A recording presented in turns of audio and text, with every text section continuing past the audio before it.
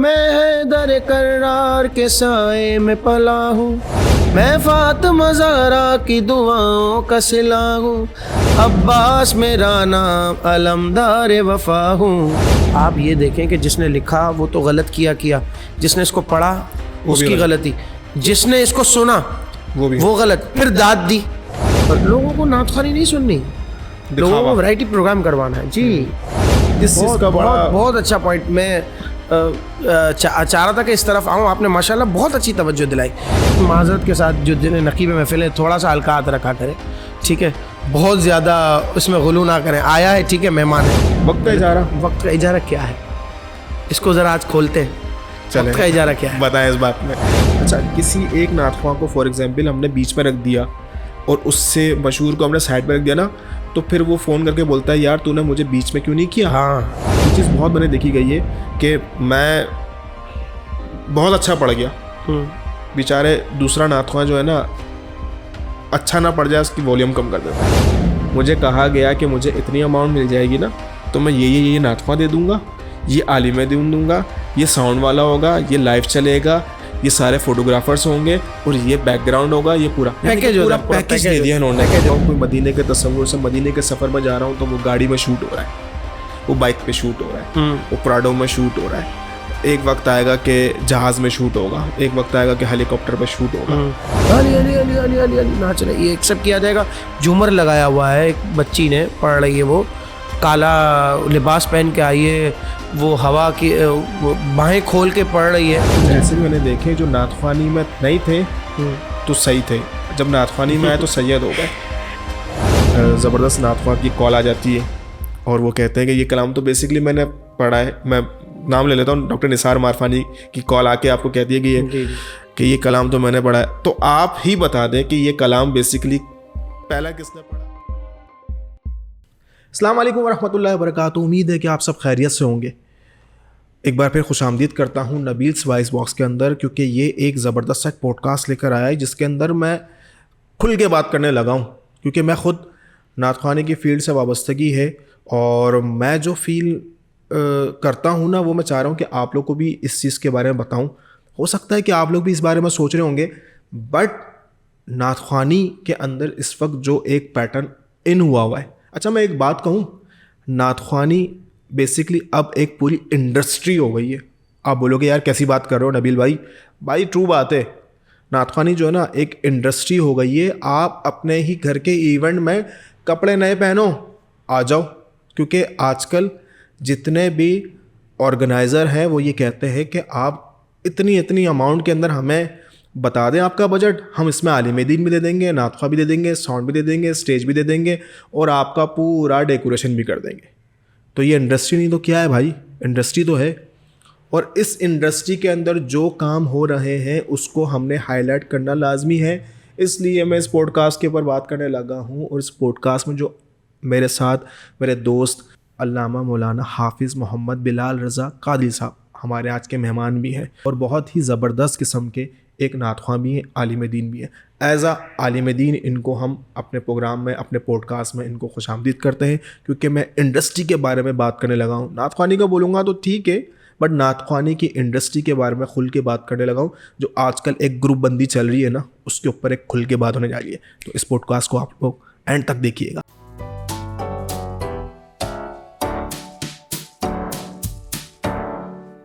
السلام علیکم ورحمۃ اللہ وبرکاتہ. وعلیکم السلام ورحمۃ اللہ. Thank you so much Bilal بھائی.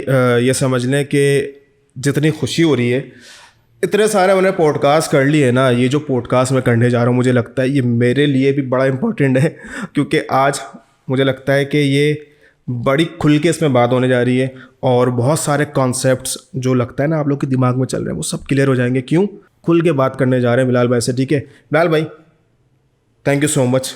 آپ نے مجھے پتا ہے آپ کی بہت مصروفیات ہے, آپ میرے پوڈ کاسٹ کی زینت بنے ہیں.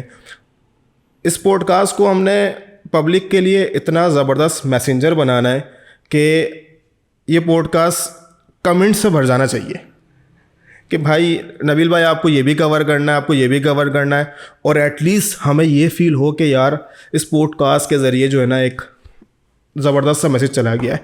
By the way thank you so much Bilal بھائی. ویلکم. پہلا جو پوائنٹ ہے وہ اسی بات پہ کرنے لگا ہوں کہ الحمدللہ نعت خوانی کے اندر ایک عرصے سے میں آپ کو دیکھ رہا ہوں، اللہ نے بڑی عزتوں سے آپ کو نوازا ہے.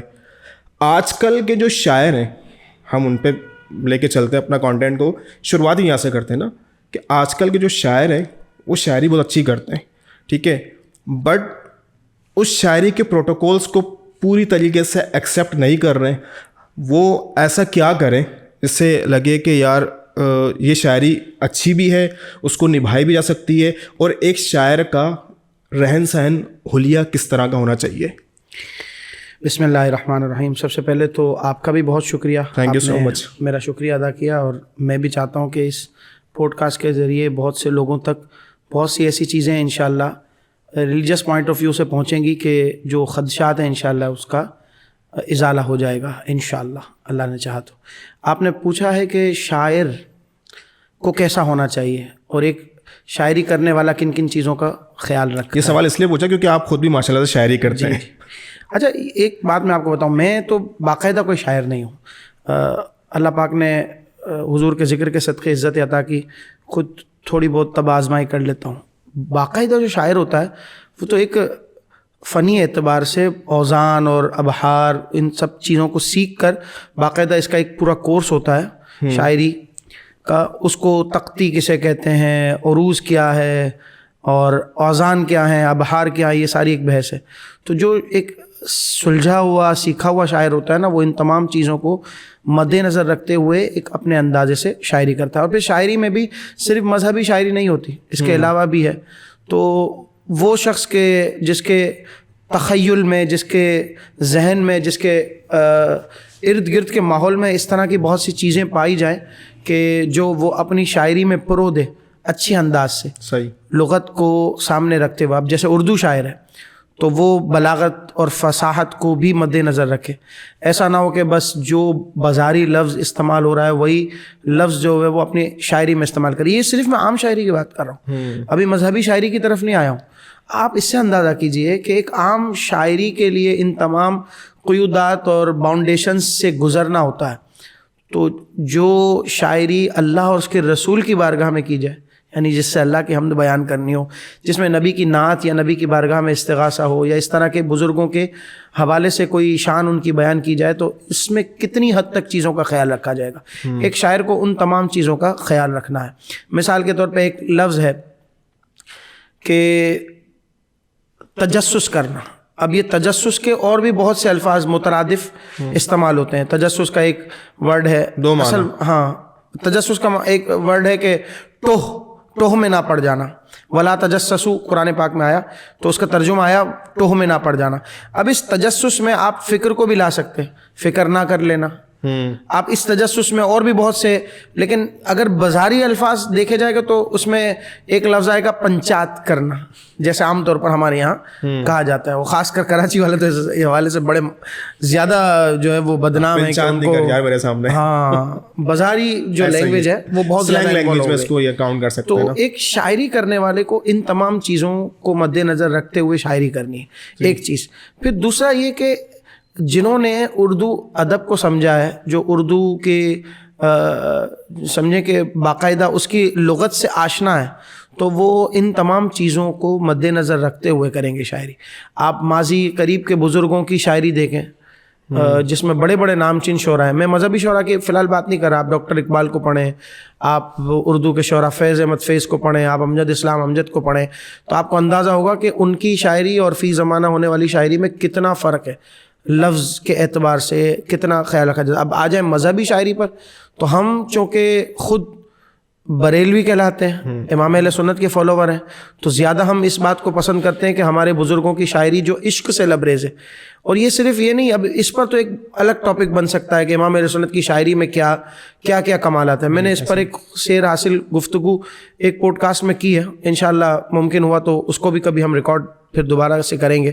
تو اس میں بہت سی چیزیں ایسی ہیں کہ انہوں نے ایک لائن لی، اس میں ادب کا خیال بھی رکھا، ساتھ ساتھ قرآن و حدیث کی تشریح کو بھی بیان کر دیا. جیسے ایک شعر ہے، آپ اور میں بچپن سے سنتے ہیں، کون دیتا ہے دینے کو منہ چاہیے. اب بظاہر ایسا لگتا ہے کہ بھائی دیا تو ہاتھ سے جاتا ہے، لیکن یہاں لفظ منہ استعمال کیا، تو کوئی نہ کوئی شاعر کے پیچھے بات پس پردہ پوشیدہ ہے جس کو وہ اپنے انداز سے بیان کر رہا ہے. جب پڑھتے ہیں مطالعہ کرتے ہیں تو ہمیں پتہ چلتا ہے بھائی یہ تو حدیث پاک کا مفہوم ہے کہ حضور نے فرمایا اچھے چہرے والوں سے اپنی حاجتیں طلب کرو. آسان سا کلام ہے, سب سے اولا و اعلیٰ ہمارا نبی, بظاہر بڑا سہل ممتنع کلام ہے, لیکن اس میں اس طرح کی چیزوں کا انوالو ہونا یہ اس بات کی دلیل ہے کہ شاعر بڑا پختہ ہے. پھر انہی کے خانوادے میں آپ استاد زمن شہنشاہ سخن کو دیکھ لیں, انہوں نے تو ایسے ایسے قافیے اور ایسے ایسے ردیف پر کلام کہے کہ شاید اب اس کی مثال بھی نہ ملے.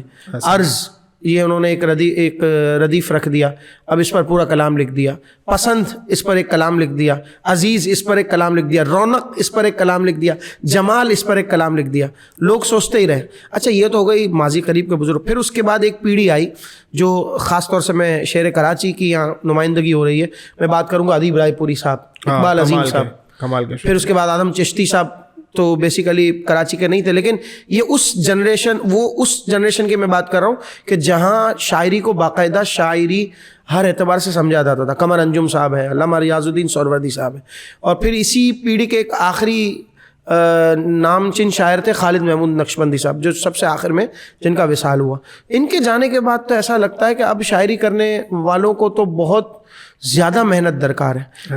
فی زمانہ بھی کچھ شاعر ہیں, علامہ نثار اجاگر صاحب ہیں ماشاء اللہ, پرسنلی میں ان کو پسند کرتا ہوں, میرے ساتھ لاسٹ پوسٹ کارڈ جی ماشاء اللہ جی میں نے دیکھا, بالکل آپ نے بتایا. تو اجاگر صاحب ہیں, اس کے کمال کے بندے ویسے نو ڈاؤٹ ماشاء اللہ, ان کی بات اور کمال کی شاعری بھی بڑی کمال کی کرتے ہیں, خود کمال شخصیت ہیں اور شاعری بھی بہت کمال کرتے ہیں. ایسا ہی ہے. ہم میں سے اکثر نعت خواں احباب ان کی بہت اس حوالے سے جو ہے وہ تعاون یہ کرتے بھی ہیں اور ہم ان کی مدد بھی لیتے ہیں. تو ان کے اور جیسے عبد الواحد مسافر صاحب ہیں, وہ بھی بہت اچھی شاعر کرتے ہیں, اور اس طرح کے 3-4 اور نام ہیں. تو اس طرح کے اگر ناموں کو پر غور کیا جائے نا تو ان کو یہ ساری چیزیں, اچھا وہ خود عالم دین ہے نا, تو یہ ایک فیکٹ یہ بھی ہے کہ جیسے ابھی آپ نے اس انٹرو کروایا تو آپ نے کہا کہ بھائی شاعر بھی ہیں اور عالم بھی ہیں اور نعت خواں بھی ہیں, تو 3-4 کوالٹیز آپ نے جمع کر دی. حالانکہ میں اس لائق نہیں ہوں, یہ آپ کا بڑا پن ہے, لیکن آپ نے جب جمع کیا تو آپ کے ذہن میں کہیں نہ کہیں یہ ہوگا کہ بھائی عالم ہے تو شاعری اچھی کرتا ہوگا. ایسا ہی ہے کیونکہ وہ یہ اس سے کنیکٹڈ ہے. جی بیلنس ہوتا ہے اس میں. جی تو جب آپ علم آ رہا ہے نا آپ کے پاس, تو کہیں نہ کہیں اس میں یہ میٹر کرتا ہے, کہیں نہ کہیں اس کی انوالومنٹ ہے کہ ادب علم, یہ ادب ہے, اردو ادب ہے, اور اس کا علم سے بڑا گہرا تعلق ہے. تو ایک اچھا شاعر اگر عالم ہوگا تو اس کی شاعری میں وہ چیز آپ کو محسوس ہوگی, نظر آئے گی, جیسا ابھی ہم نے اجاگر صاحب کی بات کی. تو ایک اچھے شاعر کو میں سمجھتا ہوں کہ کتابوں سے آشنا ہونا چاہیے, کتابیں پڑھی ہوئی ہوں تو یہ اس کی شاعری میں بہت زیادہ مدد دیتی ہے. ورنہ پھر ہوتا کیا ہے کہ چل بھاگ ادھر سے, چل ہٹ جا ادھر سے, اور اس طرح کی شاعری. ایسا بھی دیکھا ہوتا ہے کہ کچھ ایسے ورڈ ہوتے ہیں جو آپ کو لگتا ہے کہ یار یہ ورڈ جو ہے اسپیسیفک ہے, اللہ رب العزت کے لیے استعمال کرنا ہے, تو وہ ورڈ کو بھی جو ہے وہ آپ صلی اللہ علیہ وسلم کے لیے استعمال کر دیتے ہیں. ایون کہ کوئی ایسے ورڈز جو آپ صلی اللہ علیہ وسلم کے لیے استعمال کرنے ہیں وہ صحابہ اکرام کے لیے استعمال کر دیتے ہیں. اس چیز کا بہت اچھا پوائنٹ میں چاہ رہا تھا کہ اس طرف آؤں. آپ نے ماشاءاللہ بہت اچھی توجہ دلائی. شاعری میں یہ بہت زیادہ میٹر کرتا ہے کہ آپ یہ دیکھیں کہ آپ کس ہستی کی بارگاہ میں شاعری کر رہے ہیں. اچھا اللہ تبارک و تعالیٰ واجب الوجود ہے, اس کا کوئی جوڑ نہیں ہے, اس کا کوئی ہمسر نہیں ہے, اس کا کوئی شریک نہیں ہے. یہ ہمارا کہ ہر مسلمان کا ایمان ہے, اور کوئی اگر اس پر ایمان نہ رکھے تو وہ دائرہ اسلام سے خارج ہو جائے. اب ایسی سچویشن میں آپ اگر اللہ کی حمد بیان کر رہے ہیں, اللہ نہ کرے کوئی نہ کوئی ایسا جملہ نظر آ جائے کہ جس میں کوئی اللہ نہ کرے, الیاذ باللہ شرک کا پہلو نمایاں ہو رہا ہو, تو پھر ایسی صورت میں آپ کی وہ شاعری کی حیثیت کیا رہ جائے گی؟ الٹا آپ کی شاعری آپ کے گلے آ جائے گی. دائرہ اسلام کا میں آپ کو کہہ رہا ہوں اتنا بڑا مسئلہ, اس سے بڑا مسئلہ کیا ہوگا؟ ایک چیز, پھر غلو بھی نہ ہو کمی بھی نہ ہو, غلو نہ ہو کمی نہ ہو, اس بات کو مد نظر رکھنا ہے. پھر اس کے ساتھ ساتھ وہ الفاظ کہ جن کے ایک سے زائد معنی نکلتے ہوں. آپ یہ تو کہیں کہ چلو ٹھیک ہے شرک نہیں کیا ہم نے, ان تمام چیزوں سے بچتے رہے. اب جیسے اللہ کو میاں کہا جاتا ہے, اللہ کو اللہ میاں کہنا, یہ میں ماشاءاللہ آپ لوگ جو سن رہے ہیں ان کی توجہ بھی چاہوں گا کہ دیکھیں کسی بھی ورڈ کے ایک سے زائد معنی نکلتے ہوں اور اس میں سے ایک معنی بھی برا نکلتا ہو تو وہ ذات باری تعالیٰ کے لیے استعمال نہیں ہوگا. جیسے لفظ اللہ میاں, اب میاں کیا ایک معنی تو بہت اچھا ہے, عظیم بڑا, لیکن ایک معنی اللہ تبارک و تعالیٰ کے شاہ نشان نہیں ہے, اس کو میں ڈسکس نہیں کرنا چاہ رہا. تو اس طرح کے بہت سے الفاظ ہیں کہ جن کے چناؤ میں ہمیں اس بات کی بہت احتیاط کرنی ہے ایک چیز. پھر پیارے آقا صلی اللہ علیہ وسلم کی اگر شان پر بات کی جائے تو اس میں تو ہمارے قبلہ مرشد گرامی علامہ سید شاہ طراب اللہ قادری صاحب علیہ رحمہ فرماتے تھے نعت لکھنا ایسا ہے جیسے گویا تلوار کی دھار پر چلنا.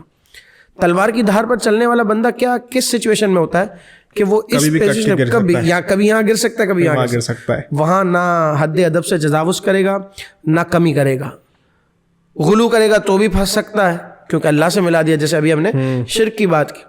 آج کل لوگ اس بات کا بھی بڑا خیال نہیں رکھتے. جیسے ابھی آپ نے کہا نا شاعری, بات ہماری چلی تھی شاعری سے, کسی نے کہا تقدیر بانٹتا نبی ہے, تو یہ بہت بڑا بھاری جملہ ہے. حضور تاج الشریعت سے منع فرماتے تھے کہ تقدیر کی نسبت براہ راست بندوں کی طرف کرنا, اس کی اسلام اجازت نہیں دیتا. اور بہت سی ایسی چیزیں. اب یہ بعض لوگوں کو یہ لگے گا یہ بریلویوں کے ایسی باتیں کر رہے ہیں. جی جو بات فیکٹ ہے وہ لوگوں تک پہنچنی چاہیے. ہمارے لوگ بہت زیادہ غلو کر چکے ہیں ان تمام چیزوں میں. وہ اس بات کا ادراک ان کو ہے ہی نہیں, وہ خیال ہی نہیں کرتے کہ بھائی بس جو آ رہا ہے اس کو لکھ دیا اور اسی پر سبحان اللہ. اچھا آپ یہ دیکھیں کہ جس نے لکھا وہ تو غلط کیا, جس نے اس کو پڑھا اس کی غلطی, جس نے اس کو سنا وہ غلط, پھر داد دی. ہمارے یہاں داد میں بھی کوئی کمی نہیں رہتی. ہاں سبحان اللہ کھڑے ہو جائیں گے سارا چار دائرہ بنا کر ایک ہی صف میں کھڑے ہو گئے. ہاں وہ سارا جو ہے نا وہ نذرانہ اڑانا شروع کر دیں گے. ارے بھائی آپ سوچو تو صحیح, اس نے ایسا جملہ ادا کیا ہے کہ وہ جملہ موضوع ہے یا نہیں, نبی کے شائن شان بھی ہے یا نہیں. امام بوصیری علیہ رحمہ پرانے بزرگ ہیں, قصیدہ بردہ شریف انہوں نے لکھا ہے, فرماتے ہیں اپنے قصیدہ بردہ شریف میں دعمت دعت النصارى فی نبیہم وحکم بما شئت مدحن فیہ واحتکمی. آپ کو یہ پابندی نہیں, آپ جو چاہے حضور کی شان میں بیان کریں, لیکن ایک باؤنڈیشنز بتا دی, ایک قیودات میں سے ایک قید بتا دی, دعمت دعت النصارى, جو عیسائیوں نے کیا جو نصارہ نے کیا وہ نہ کریں. اچھا. اس کے علاوہ جو چاہے کریں. اب عیسائیوں نے کیا کیا, قرآن پاک بتاتا ہے وہ اللہ کے ساتھ شریک ٹھہراتے تھے, نبیوں کو اللہ کا بیٹا بتاتے تھے, معاذ اللہ ثم معاذ اللہ. تو ہمارے یہاں جب یہ چیزیں حد سے تجاوز کر گئیں تو لوگوں نے اس بات کا خیال ہی نہیں کیا. اسی طریقے سے مولا کائنات مولا علی کرم اللہ تعالی وجہ الکریم, ان کی بارگاہ میں جب حاضری دی جاتی ہے تو ان تمام چیزوں کا تو میں آنے لگا تھا کہ بلال بھائی کہ آج کل کیا ہوتا ہے کہ جب بات کرنے لگتے ہیں نا کہ کوئی بھی نعت خواں اگر تھوڑا شروع ہو جاتا ہے کہ وہ علی علی کرنا شروع کر دیا, علی علی کرنا شروع کر دیا, تو ہمارے اپنے ہی لوگ اس پہ انگلیاں اٹھاتے ہیں کہ یار الحمدللہ ہم خلفائے راشدین چاروں کو مانتے ہیں, ٹھیک ہے, آپ علی علی کو اتنا ہائی لائٹ کر رہے ہو, بھائی صدیق اکبر کو کیوں نہیں کر رہے بھائی؟ ٹھیک ہے کہ آپ مولا علی کی بارگاہ کے اندر بہت سارے قصیدہ پڑھتے ہو اور بہت ساری چیزیں حسنین کریمین کے بارے میں پڑھتے ہو, اہل بیت کا ذکر کر رہے ہوتے ہو. ہمارے لوگوں کو یہ بات سمجھ میں نہیں آ رہی ہوتی ہے اور وہ ایسا بیہیویئر کرتے ہیں کہ یار یہ ہمارے نعت خواہوں کو اچانک ہو کیا گیا ہے, علی علی کر رہے ہیں. تو اس کے اوپر بھی ایک تھوڑی سی نظر ڈالنی چاہیے, ہمیں اس کے اوپر فوکس کرنا چاہیے. بھائی یہ دیکھیں گے کہ موقع محل کیا کہتا ہے. اب دیکھیں نا, میں اکثر جب نعت کلاس لیتا تھا تو اپنے بچوں کو یہ بات سمجھاتا تھا کہ آپ اگر کسی ایصال ثواب کی محفل میں جا رہے ہیں, آپ میلاد کا کلام پڑھیں گے تو لوگ, حالانکہ میلاد کا کلام پڑھنا ایسا ہی ہے, منع نہیں ہے, اچھی بات ہے. کوئی مثال میں آپ کو ایک سینیریو کی مناسبت کے امیجن کریں, سلیکشن کرنی ہے. آپ سویم کی محفل میں گئے, کسی نے آپ سے کہا کہ بھائی آپ نعت سنا دیں. اب آپ نعت سنا رہے ہیں, بجائے اس کے کہ آپ کو پڑھنا چاہیے سبز گنبد والے یا مناجات پڑھنی چاہیے یا الہی ہر جگہ, آپ پڑھنے دھوم مچا دو آمد کی, کیسا عجیب سا ماحول ہو جائے گا, آکورڈ سا ہو جائے گا. یہ بھی کہ اس کو کیا ہوا, حالانکہ یہ نعت پڑھنا منع نہیں ہے بھائی. میلاد تو منع, نور والا ہے, کس نے پڑھنا شروع کر دیا, تو وہ مطلب وہ موقع کی مناسبت نہیں. صحیح ہے. تو جب آپ کسی بھی چیز کو اس کے دائرے میں رکھیں گے نا, خانے میں رکھیں گے نا, تو یہ نوبت نہیں آئے گی. ہمارے یہاں انفارچونیٹلی ہوتا یہ ہے کہ ہم اپنے دائرے کو چھوڑ کر دوسری جگہ جانا شروع کر دیتے ہیں. حضرت ابوبکر صدیق رضی اللہ تعالیٰ عنہ کی منقبت ہو یا مولا کائنات کی بارگاہ میں حاضری ہو, آپ جب بیلنسڈ رہیں گے نا, جب آپ ان چیزوں کو مد نظر رکھیں گے نا کہ بھائی یہاں پہ موقع کیا ہے, مناسبت کیا ہے, تو اب اچھا اس کے اپوزٹ میں جا رہا ہوں, بعض دفعہ اس کے بالکل اگینسٹ بھی ہو جاتا ہے, تو اس کی بھی میں فیور نہیں کر رہا ہوں. دونوں طرف بیلنس رہے, اعتدال رہے. ہمارا مذہب کیا, ہمارا مسلک کیا ہے, معتدل مسلک ہے. ہم محبت والے ہیں, ہم مولا کائنات کی اور تمام صحابہ کرام علیہم رضوان کی محبت دل و جان سے کرتے. تو یہ چیز جب آپ کے سامنے ہے تو اس میں آپ بیلنسڈ رہیں. جہاں بہت زیادہ غلو کریں گے وہاں بھی آپ کو اس طرح کے معاملات کا سامنا کرنا پڑے گا. جہاں آپ صرف نظر کریں گے تو وہاں بھی ان تمام چیزوں سے آپ کو بھگتنا پڑے گا. ٹھیک, ماشاء اللہ. ایک اور چیز بھی بلال بھائی ایک چیز نظر آتی ہے اور میں خود بھی دیکھتا ہوں, الحمدللہ اس چیز کو آپ زیادہ قریب سے دیکھ سکتے ہیں.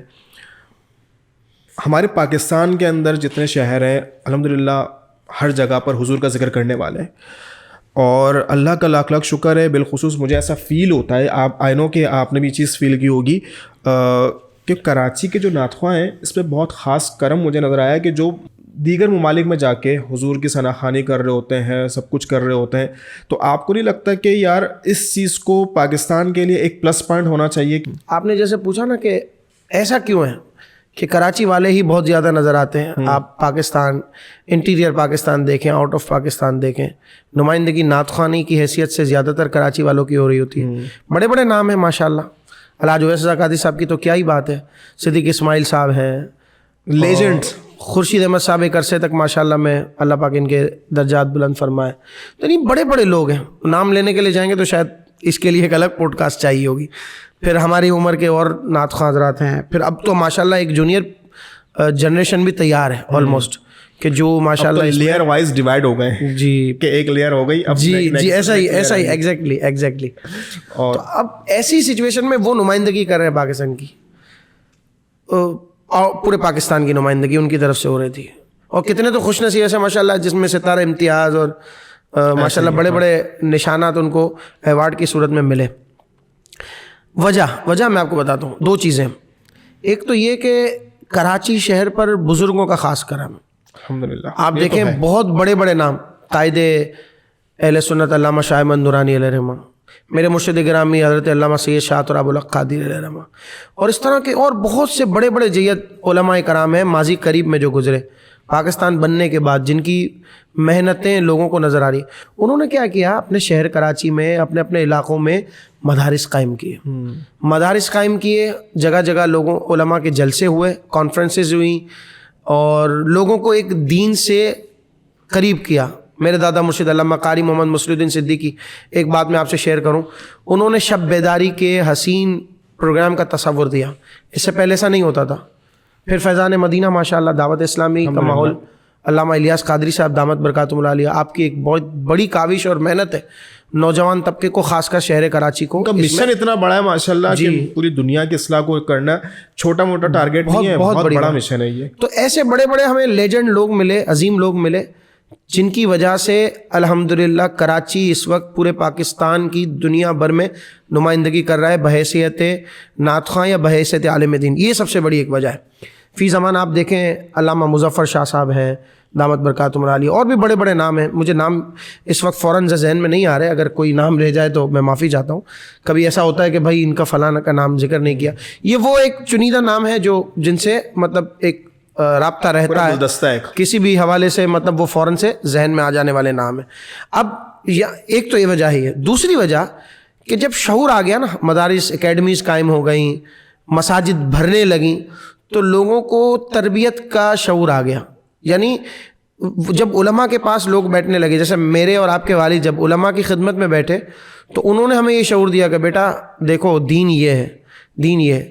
اس کے برعکس جب ہم آؤٹ آف کراچی دیکھتے ہیں, دوسری جگہوں پر اکیڈمیز تو ہیں, لیکن ایسا ماحول نہیں ہے جیسا کراچی میں, جیسے علماء کرام کی محنتیں, اور پھر اس کے بعد بچوں کی والدین جو تربیت کرتے ہیں, ایسا ماحول آپ کو نظر نہیں آئے گا.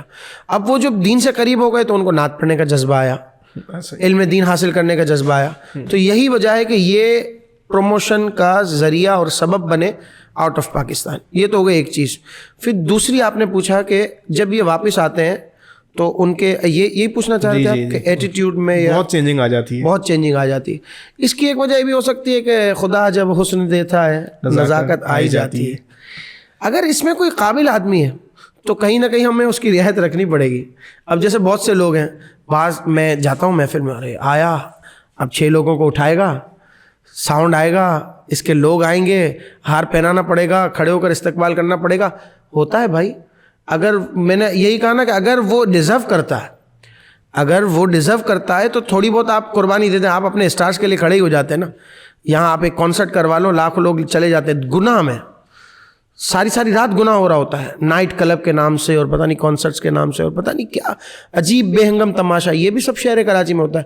اس کے برعکس اگر کوئی اچھا پوائنٹ ہے تو اگر آپ کسی ریلیجیس پرسنالٹی کو تھوڑا بہت پروٹوکول دے دیتے ہیں اور وہ چاہتا بھی ہے کہ مجھے پروٹوکول ملے تو تھوڑی بہت اس کے لیے رعایت رکھنی چاہیے. لیکن یہ بھی یاد رہے کہ پیارے آقا صلی اللہ علیہ وسلم اس بات کی سختی سے ممانعت فرماتے تھے کہ کوئی یہ نہ سمجھے کہ اس کی تعظیم کے لیے لوگ کھڑے ہوں. جی یہ حدیث پاک کے الفاظ ہیں. جو میں چونکہ بحیثیت طالب علم اس وقت آپ کے سامنے بیٹھا ہوں عالم دین کی حیثیت سے, تو میں یہ تمام چیزیں بھی آپ کے سامنے رکھوں گا. صرف نعت خوانی کی فیور یا جنرل کچھ چیزوں کے اگینسٹ میں آ کر میں پوڈ کاسٹ کو ختم نہیں کر دوں گا. بحیثیت عالم دین یہ میرا فرض بنتا ہے کہ میں لوگوں کو تک صحیح دین پہنچاؤں. پیارے آقا صلی اللہ علیہ وسلم فرماتے ہیں کہ جو کھڑا ہوا, جو یہ پسند کرے کہ لوگ اس کی تعظیم کے لیے کھڑے ہوں تو وہ اپنا ٹھکانہ جہنم بنا لے. استغفر اللہ. یہ کتنی بڑی بات. اب اس میں غور کریں وہ سارے لوگ جو کہیں نہ کہیں ریلیجیس پرسنالٹی ہیں, علماء کرام ہمارے سر کے تاج ہیں, لیکن کہیں کہیں ایسا محسوس ہوتا ہے کہ کہیں نہ کہیں کوئی ایسی میں اپنے گریبان میں جھانکوں, میں بھی اپنا محاسبہ کروں کہ کہیں میرے اندر کہیں کوئی ایسی اس طرح کی بات تو نہیں پوزیشن ہے. نعت خواں احباب ہیں اور سادات کرام ہیں. اور سادات کرام میں ایک یہاں بات ایڈ کروں, تھوڑی سی بھاری ہے لیکن قبول کرنا ہے. دیکھیں ایک سید وہ ہے جس کو آپ پھول ہار کر کے اسٹیج پر بٹھاتے ہیں, اس کا ہاتھ چومتے ہیں اور آپ کہتے ہیں سید ہے. اس میں کوئی شک نہیں کہ وہ حضور اکرم صلی اللہ علیہ وسلم کی آل مبارک سے ہے اور اس کا احترام ہم پر لازم ہے. جی ایسا ہی. لیکن میں ایسے علاقے میں رہا ہوں جہاں فرینچ فرائز بیچنے والا بھی سید ہے, اس کو وہ ویلیو نہیں دی جاتی. پان بنانے والا بھی سید ہے. میں کھارا در میٹھا در کے علاقے میں رہا ہوں, وہاں ایک آجک جماعت پوری سید جماعت ہے, واڈلہ جماعت پوری ایک سید جماعت ہے, اور وہاں کے لوگ آپ کو نظر آئیں گے تو احترام تو ان کا بھی ہے, وہ بھی آ کے بیچارے محفلوں میں بیٹھتے ہیں. تو یہ بھید بھاؤ اور یہ انفرادیت کچھ سیدوں کے لیے اور کچھ سیدوں کے لیے نہ ہو, یہ کیوں ہے؟ یہاں یہ بات بھی قابل غور ہے. پر یہاں پر ایک اور بات بلال بھائی میں آپ سے کہوں, کچھ ایسے بھی میں نے دیکھے جو نعت خوانی میں نہیں تھے تو صحیح تھے, جب نعت خوانی میں آئے تو سید ہو گئے. یہ بھی تو ایک آج کل پیٹرن چل رہا ہے. یہ بحث کھلے گی تو اس میں تو ہو جائے گا. ہمارے ایک صاحب ساتھی کہتے ہیں کہ بھائی پیر ہیں, باقی سب منگل بدھ ہیں. کسی کو پیر بننا ہے, کسی کو. اچھا یہ بھی بات بھی صحیح ہے کہ اگر کوئی سید ہے وہ کہتا ہے کہ میں سید ہوں تو اس کی تعظیم کرنی ہے. جی ایسے ہی.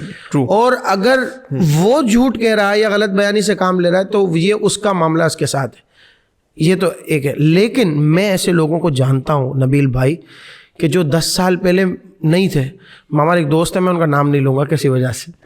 ہم محفل میں بیٹھے ہیں تو ایک نقیب محفل ہے, انہوں نے اپنے ایک دوسرے بھائی نقیب محفل کو بلایا. اب انہوں نے تمام القابات دے دی. ایک تو معذرت کے ساتھ جو جنہیں نقیب محفل ہے تھوڑا سا القاعت رکھا کریں, ٹھیک ہے, بہت زیادہ اس میں غلو نہ کریں. آیا ہے ٹھیک ہے, مہمان ہے. ایسے بھی لوگ ہیں نبیل بھائی, شہنشاہ ترنم, پیر طریقت, یادگار سلف, حضرت قبلہ, مولانا الہات سیاد, نام یاد نہیں آ رہا.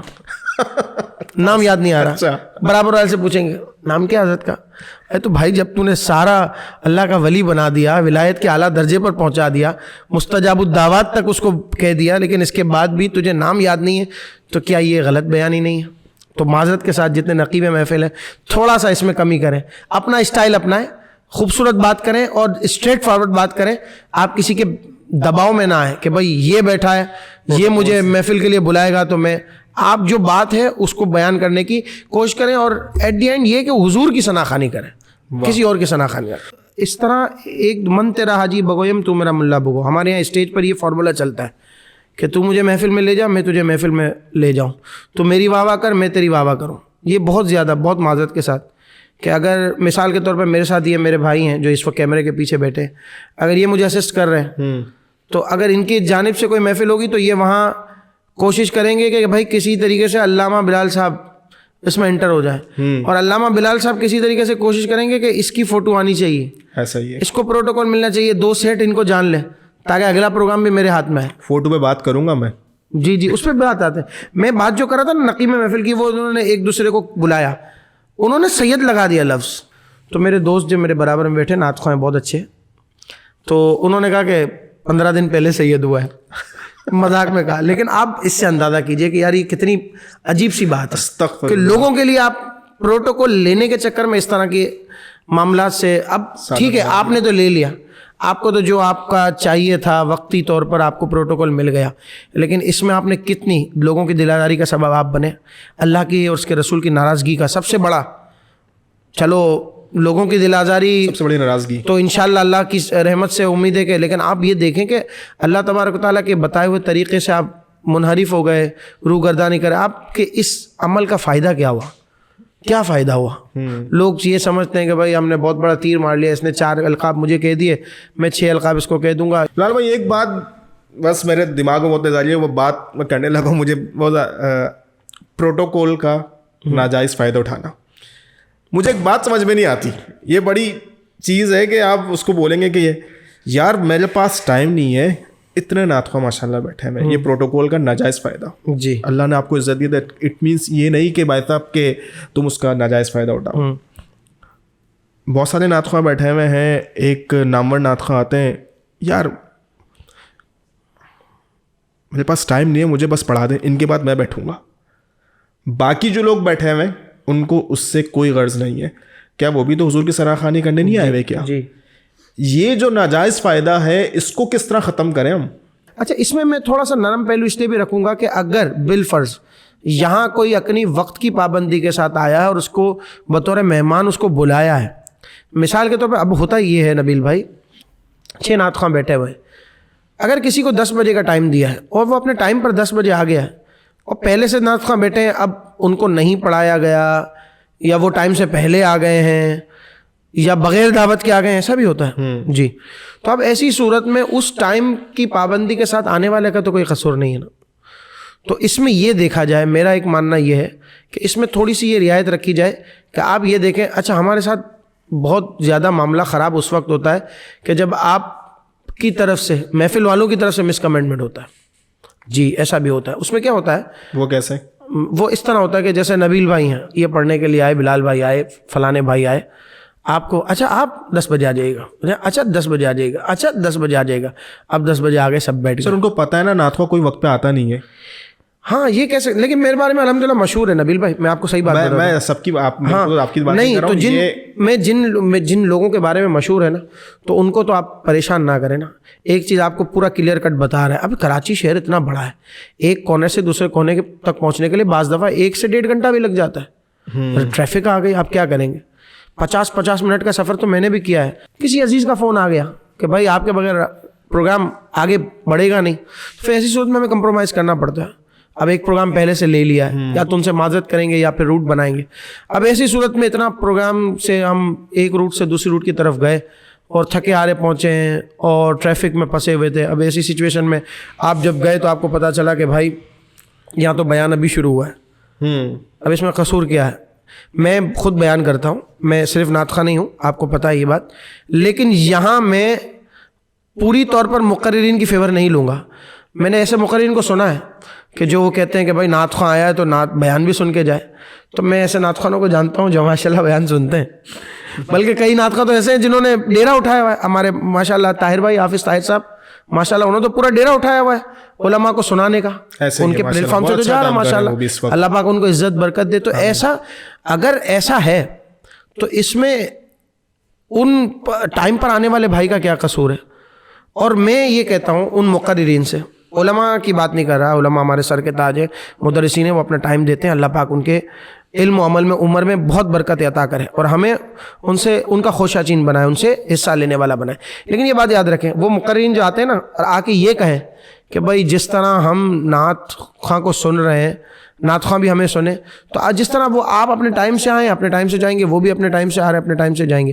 ہاں اگر ان کے لیے ٹائم میں گنجائش ہوتی ہے تو میں نے ایسے نعت خوانوں کو دیکھا ہے جو سنتے محفل کے اینڈ تک بھی بیٹھتے ہیں. ایسے نعت خوانوں کے بارے میں اس طرح مقررین کو بدگمان نہیں ہونا چاہیے, اس بات کو تھوڑا سا صحیح کر لینا چاہیے. بہرحال آتے موضوع کی طرف. اب وہ جو ٹائم دیا ہے اس ٹائم پر اور آ کے پڑھ کے چلا جاتا ہے تو پھر اس میں رعایت رکھنی چاہیے. اس کے برعکس اگر کوئی شخص 9 بجے کا ٹائم دے کر 10:30 بجے رہا ہے تو اس کے ساتھ پنشمنٹ برتنی چاہیے. بہت پنشمنٹ سے مراد میری نہیں کہ اس کو کھڑا کر دیں یا مرغا بنا دیں, اللہ نہ کرے, نعت خواں ہیں ہمارے سر کے تاج. پنشمنٹ ان دیٹ سینس کہ آپ ان کو کہیں گے بھائی ٹائم آپ کا ختم ہو گیا, آپ چاہیں تو رخصت لے سکتے ہیں. تو یہ جب چیز ہوگی نا تو انشاءاللہ اس سے ایک اچھا ماحول جائے گا. ٹائم کی اس طرح پابندی سے میں نے ایک محفل کے اندر دیکھا ہے کہ ایک پروگرام کے اندر ایک بڑے نامور نعت خواں پہنچے اور ان کا ٹائم ختم ہو گیا تھا. تو جب وہاں پہنچے تو انہوں نے کہا کہ آپ کو پتہ ہے میں اتنی دور سے آیا ہوں, اتنی دور سے آیا ہوں, جو میرا وقت کا اجارہ ہے وہ تو مجھے آپ صرف کریں گے. اب یہ اس طرح سے ہوتا ہے کہ نہیں پڑھا تو بھی ڈیمانڈ ہے. اچھا, اس جو محفل کروانے والا شخص تھا وہ اتنا پولائٹ طریقے سے اس نے کہا کہ ٹھیک ہے آپ وقت پہ نہیں آئے اور مجھے کوئی ٹینشن نہیں ہے. سب سے بڑی چیز اس نے اس کا جو معاوضہ جو بنتا ہے وہ ان کو دیا, جبکہ انہوں نے اس محفل میں بڑھا نہیں. میں خود دیکھ رہا ہوں کہ یار یہ کیا پیٹرن چل رہا ہے. اس کے اوپر ایک اور موضوع, ایک اور پوائنٹ آ رہا ہے, میں وہیں سے کنیکٹ کرنا چاہ رہا ہوں. انٹرپٹ کروں آپ کو, آپ کی اجازت؟ نہیں, میں یہ پوچھنا چاہ رہا ہوں, آپ نے بھی مینیجر رکھے ہیں؟ میں مینیجر کی بات پہ بات کرتے ہیں, پہلے آپ کے سوال سے ایک سوال نکالے چلے. جی, آپ نے کہا کہ اس کا معاوضہ دیتے. معاوضہ کیا ہے؟ وقت کا اجارہ. وقت کا اجارہ کیا ہے, اس کو ذرا آج کھولتے ہیں. وقت کا اجارہ کیا ہے بتائیں اس بات میں. آپ کس چیز کا اجارہ کریں؟ وقت کا اجارہ لینا بھی جائز ہے یا نہیں جائز ہے, یہ بھی بات ہوگی. جی اسی پہ بات کرتے ہیں. ٹھیک ہے. مجھے نبیل بھائی نے بات تو کی کہ بھائی وہ آ گئے تھے اپنے ٹائم سے اور بڑے پولائٹ وے میں کیا, ٹھیک ہے, جو بھی نعت ٹائم پہ نہیں آئے تھے, وہ نہیں آئے تھے, اس کے باوجود مجھے بتائیں وقت کا اجارہ کیا ہے. وقت کا اجارہ یہ ہوتا ہے کہ نبیل صاحب ماشاء اللہ یہ صرف پوڈ کاسٹر نہیں ہے, یہ ایک ماشاء اللہ ڈاکٹر بھی ہیں, ان کا اپنا کلینک چلتا ہے. آپ کے پیشنٹ ہیں, آپ نے ان کو ایک ٹائم دیا ہے یا آپ نے کسی کو اپوائنٹ کیا ہے کہ بھائی یہ میرا یہ ٹائم ہے, میں اس ٹائم پہ آپ کے پاس اویلیبل ہوں گا, تو آپ نے اس سے کیا اجارہ کیا ہے؟ آپ کا تو پروفیشن ہے. پہلے تو یہ طے ہو کہ آپ کا پروفیشن ہے, تو آپ کو کوئی اس میں جو بھی باہمی رضامندی سے طے ہوگا, یہ تو تجارت کے مسائل ہیں, یعنی جو آپ کے اور کلائنٹ کے درمیان طے ہوگا اس پر ہو سکتا ہے شرعی تقاضوں کو مد نظر رکھتے ہوئے. یہ تو آپ کا پروفیشن نہیں ہے جس پر آپ اجارہ کر رہے ہیں. آپ اجارہ کس چیز پر کر رہے ہیں؟ ٹائم پر. تو اگر ٹائم نکل گیا تو پھر اجارہ باطل ہوا یا اجارہ رہے گا؟ باطل ہو گیا پھر تو. ایک چیز ٹھیک ہے. سیکنڈ, کس چیز کا اجارہ ہے؟ ٹائم کا, وقت کا. ٹھیک ہے. ٹائم میں کیا ہوتا ہے میں آپ کو سمجھاتا ہوں اور تھوڑا آسان کر کے, بالکل ایزی کر کے سمجھاتا ہوں. ٹائم آپ سے لیا ہے 10 سے 11 کا ایگزیکٹ, 10 سے 11 ایگزیکٹ آپ سے ٹائم لیا ہے. 10 بجے آپ آ جاتے ہیں مثال کے طور پر, آپ نے ٹائم کا اجارہ کیا. اگر وہ میزبان آپ سے کہے کہ چلو ٹھیک ہے کھڑے ہو جاؤ گیٹ پر, سب کو پانی پلاؤ, گلاس ہاتھ میں لو, جگ بھر کے پانی پلاؤ, پلائے گا وہ نعت خواں؟ نہیں پلائے گا. کیوں؟ کیونکہ اس کا کام نہیں ہے, اس کا جو کام ہے وہ کام کرنے آیا ہے وہ. ہاں, تو میں یو گاٹ مائی پوائنٹ. آپ سمجھ گئے ہوں گے میری بات کہ اجارہ وقت کا تو ہوا ہی نہیں نا حضور. اجارہ تو اسی کام کا ہوا جس کے لیے وہ آیا ہے. وقت کا اجارہ اٹ مینس کہ آپ اس ٹائم میں کوئی بھی کام اس کے پاؤنڈ ہے, یعنی وہ آپ کو کہہ رہا ہے کہ جھاڑو لگاؤ تو آپ کو لگانا ہے. کیوں؟ کیونکہ آپ نے اس سے اجارہ ٹائم کا کیا ہے, کام کا نہیں کیا. تو کیا یہ اگر بول کے دیں گے, پھر بول کے لیں گے تو پھر تو آپ کو پتہ ہے کہ منع کیا گیا ہے. تو آپ مجھے بتائیں نا یہ کیسے ہوگا؟ یہ سوال چلے میں لوگوں پہ چھوڑتا ہوں. کمنٹس میں بتانا ہے بھائی آپ لوگوں نے کہنا کہ یہ جو سوال ہونے جا رہا ہے کہ وقت کے اجارے کے اوپر جو بات ہو رہی ہے نا, وہ کمنٹس میں لازمی آپ نے بتانا ہے. ہاں ضرور بتائیے گا تاکہ ہمارے دل کو بھی تسلی ہو. میں ان کی پوڈ کاسٹ میں بحیثیت عالم دین بیٹھا ہوں تو میرے ذہن میں یہ خدشہ آتا ہے کبھی کبھی کہ بھائی جب اجارہ ہی نہیں رہا, باطل ہو گیا, تو پھر رقم کیسی؟ ایک چیز. دوسرا یہ کہ اگر آپ کو کوئی معاوضہ دیتا ہے, آپ اس نیت سے جا رہے ہو بالفرض, جیسے ابھی آپ نے کہا دوسری صورت کہ بھائی میں تو پڑھنے ہی لے جا رہا ہوں تو پڑھنے کا اجارہ لے سکتا ہوں, تو اعلیٰ حضرت اس بارے میں کیا فرماتے ہیں کہ اگر وہ اس نیت سے گیا کہ پڑھنے کے لیے جا رہا ہے تو پھر وہ بس پڑھنا ہی اس کا دیا ہے. اس کے بعد جو وہ کھانے کی نیت سے بھی گیا کہ بھائی مجھے بریانی ملے گی, تو وہ بریانی اس کا اجر ہے بس, اب اس کو کچھ اجر کی توقع نہیں ہے. آپ تو حضور کی نعتیں پڑھتے ہوئے یہ کہتے ہیں کہ ہمیں ثواب ملے گا, سبحان اللہ کہیں گے تو جنت میں درخت لگے گا. ہے حدیث پاک میں, کوئی معاذ اللہ سما معاذ اللہ اس کی تضحیق نہیں کر رہا ہوں, استغفر اللہ العظیم, اللہ پاک مجھے محفوظ رکھے. لیکن آپ ان باتوں پر غور کریں جو میں سمجھانا چاہ رہا ہوں کہ حضور خطبہ مدینہ نے اس کا بڑا آسان راستہ بتایا, میں اس پر عمل کرتا ہوں الحمدللہ. حضور خطبہ مدینہ فرماتے رحمۃ اللہ تعالی علیہ, لا طمع لا جمع لا منع, آنے کی طمع نہ ہو, آ جائے تو منع نہ ہو جی, اور پھر جب آ ہی جائے تو جمع نہ ہو.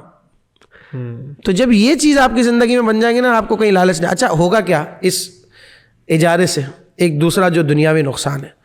نبیل بھائی نے اپنے گھر پر محفل رکھی. نبیل بھائی کا بڑا عظیم الشان کوٹھی ہے, بنگلہ ہے, اور لوگ ان کے ارد گرد گھومتے ہیں.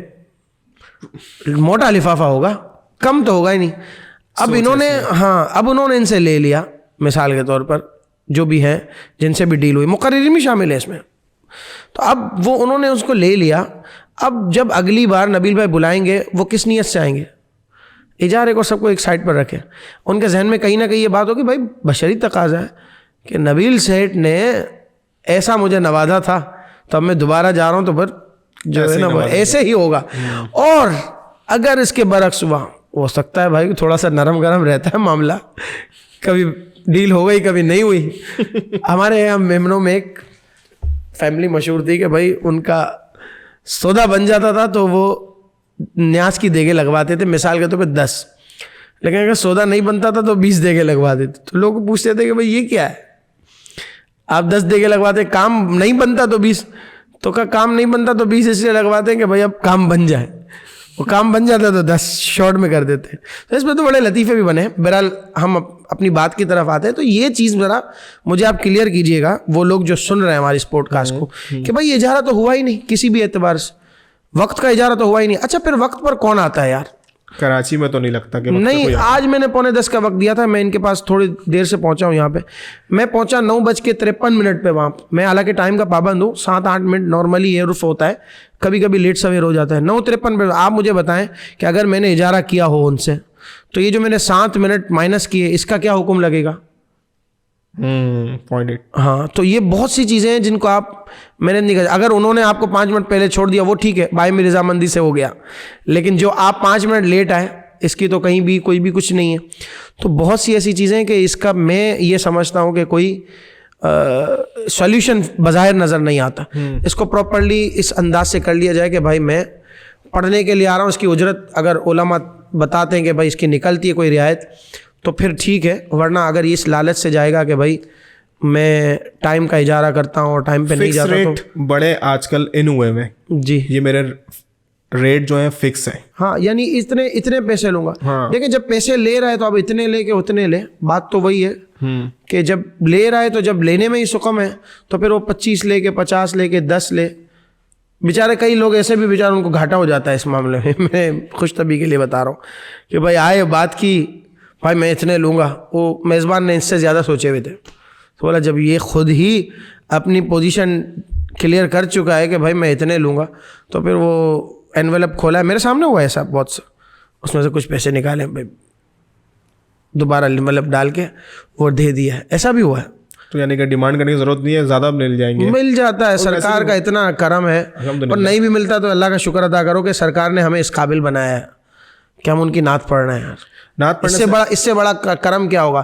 آپ کو میں ایک بات بتاؤں نبیل بھائی, میں نے زندگی میں جتنی بھی چیزیں ہیں نا تمام کے تحائف وصول کیے ہیں, یہ سرکار کے نعت خواں پر کرم ہے خاص الحمدللہ. یعنی میری والدہ کبھی کبھی حیران ہوتی ہے کہ آٹا کون دیتا ہے. میرے گھر آٹا بھی آیا ہے بطور ہدیہ, بطور تحفہ. چاول کی بوری تک آئی ہے. میرے گھر میں تولیے کے بڑے بڑے یہ پیکٹس آئے ہیں. مطلب آپ جو چیز سوچتے ہیں نا وہ اللہ پاک حضور کے صدقے سے نواز دیتا ہے. پھر بھی لوگ یہ کرتے ہیں کہ اس نے کم دیا, اس نے زیادہ دیا. یہ باتیں ہو رہی ہوتی ہیں, ناشکراپن.